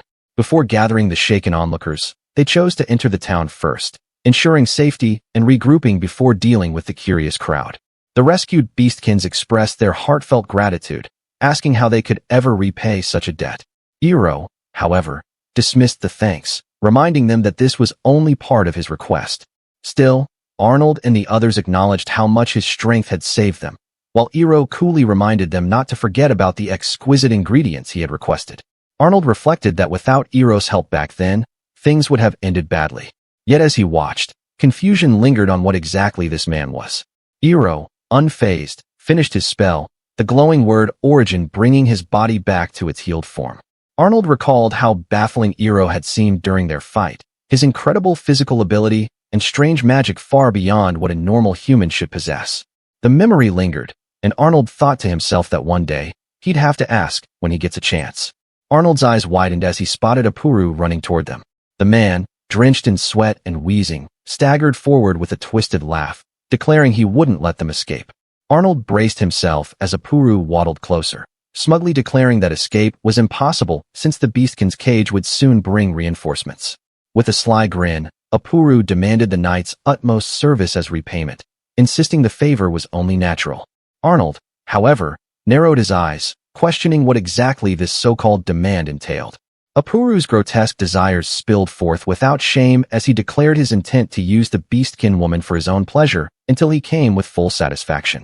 His lecherous eyes fixated on an image of her figure, trapped and helpless, which further twisted his obsession.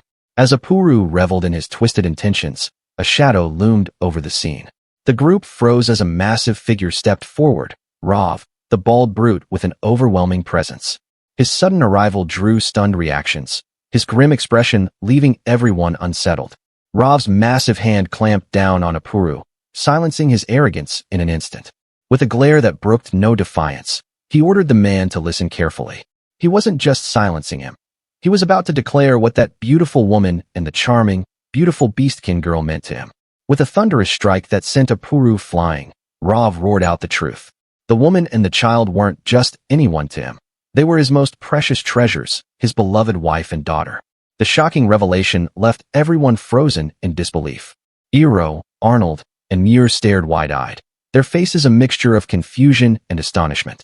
None of them had expected Rav's bold declaration.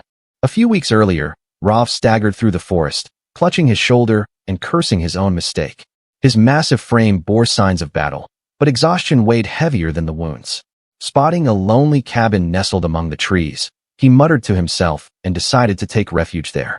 Rav's strength finally gave out, his towering body swaying as his vision blurred. He staggered, then collapsed with a heavy thud, his consciousness slipping away. From the haze of his fading awareness, he faintly heard a worried child's voice asking if he was all right, followed by the soft, weary reassurance of a woman who had already done all she could. Rav slowly regained consciousness, and as his vision cleared, he saw the gentle face of the Beastkin woman leaning over him, her voice soft with concern as she asked if he was all right. Beside her, the little girl's eyes sparkled with relief, happily announcing his awakening. Overcome, Rav felt a rush of warmth rise within him, his stern face betraying a faint blush. Rav recalled the encounter with booming laughter, proudly declaring that his ferocious charge had led him to marry the beautiful Beastkin woman beside him. Arnold muttered in disbelief, never having imagined a human would propose to a Beastkin, much less a widow. Meanwhile, Rav flirted shamelessly with her, leaving Muir flustered and hiding her face. Rav smiled with relief, glad the two were safe. Muir proudly declared that Hiro-san had saved them, her eyes sparkling with joy. On the sidelines, Uru called out to Muir warmly, her voice filled with childlike cheer. Uru excitedly told Muir that Iro Oniai-chan really did come, just as promised. Muir, however, looked on in confusion, her voice faltering as she tried to make sense of it. Finally, she understood it and quickly clarified, embarrassed, that when she called out to a hero, she had meant her uncle, not Iro. Grateful for their rescue, Rav then turned to the group, thanking the three of them once again while asking for their names. Arnold introduced himself warmly, then pointed to the young girl, saying her name was Muir. Finally, with a teasing grin, he labeled the last member of their group a hardcore antisocial, Iro, earning an unamused glare in return. With a deep bow, Uru expressed her heartfelt thanks to both the uncle and Iro. Arnold stood frozen in shock, taken aback by being called an uncle. Arnold muttered awkwardly, trying to defend that he was still young despite being called uncle. Iro dismissed him with a blunt remark, saying he was indeed old, which sent Arnold shouting in frustration while Rav roared with laughter.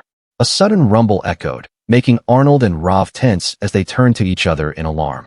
But the source was no threat, just Iro gloomily clutching his stomach, quietly admitting he was hungry. With a playful smile, the Beastkin woman declared she would show her cooking abilities as both gratitude and payment. She called on Uru to join her, and Muir also eagerly offered to help. Arnold, the cook, refused to just sit idly, insisting he had to take action. Meanwhile, Rav calmly declared he'd head out on patrol. Meanwhile at the castle, Chika, Shinobu, and Shuri discussed recent rumors. They noted how the man in the red robe had been unusually active, even saving a Beastkin child, a deed they found commendable.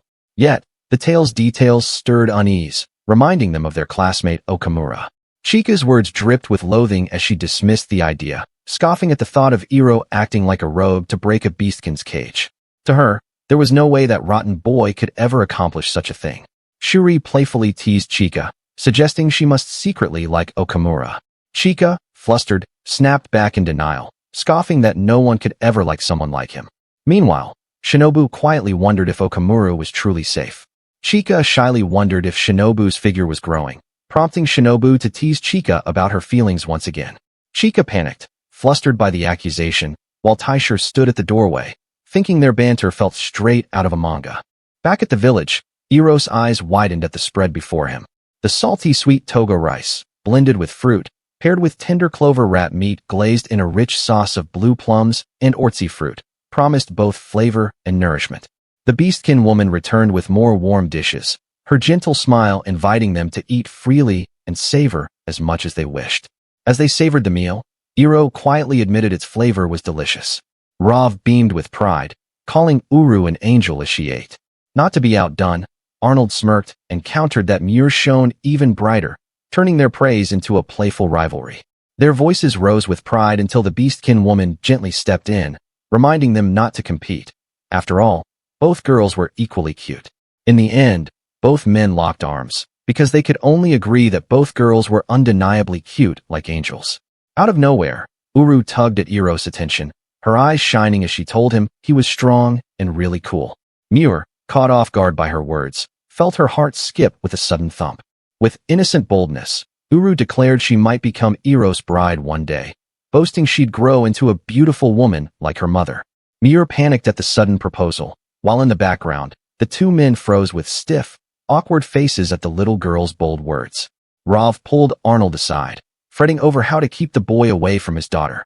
Arnold reassured him with a laugh, promising she'd be safe because they'd be leaving on a journey soon, while Uru fussed over Hiiro, who seemed indifferent to her playful energy. Arnold fretted that he had to worry with Hiiro around, while Rav shouted in jealousy, wishing he were in Hiiro's place. Hiiro, however, paid them no mind, thinking only that although the books were a loss, the delicious food made it acceptable. The group said their goodbyes and began to set off. Arnold pulled Hiiro aside, asking if he would truly be fine staying with them.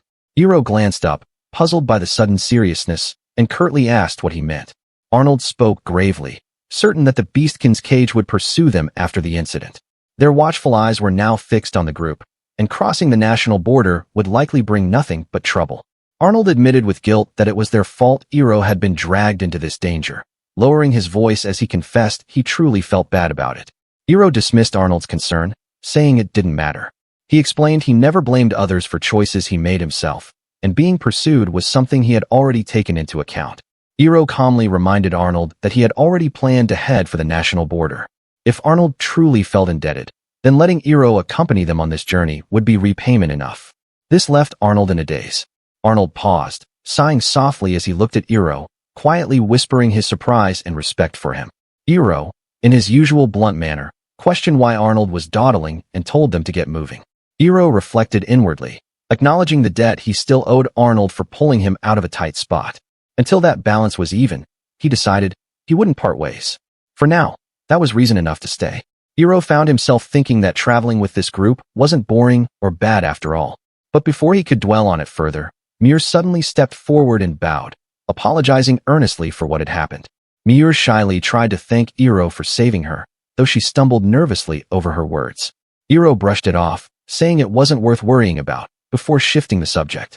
He handed something back to her, reminding her that she had forgotten it, leaving Muir tilting her head in slight confusion.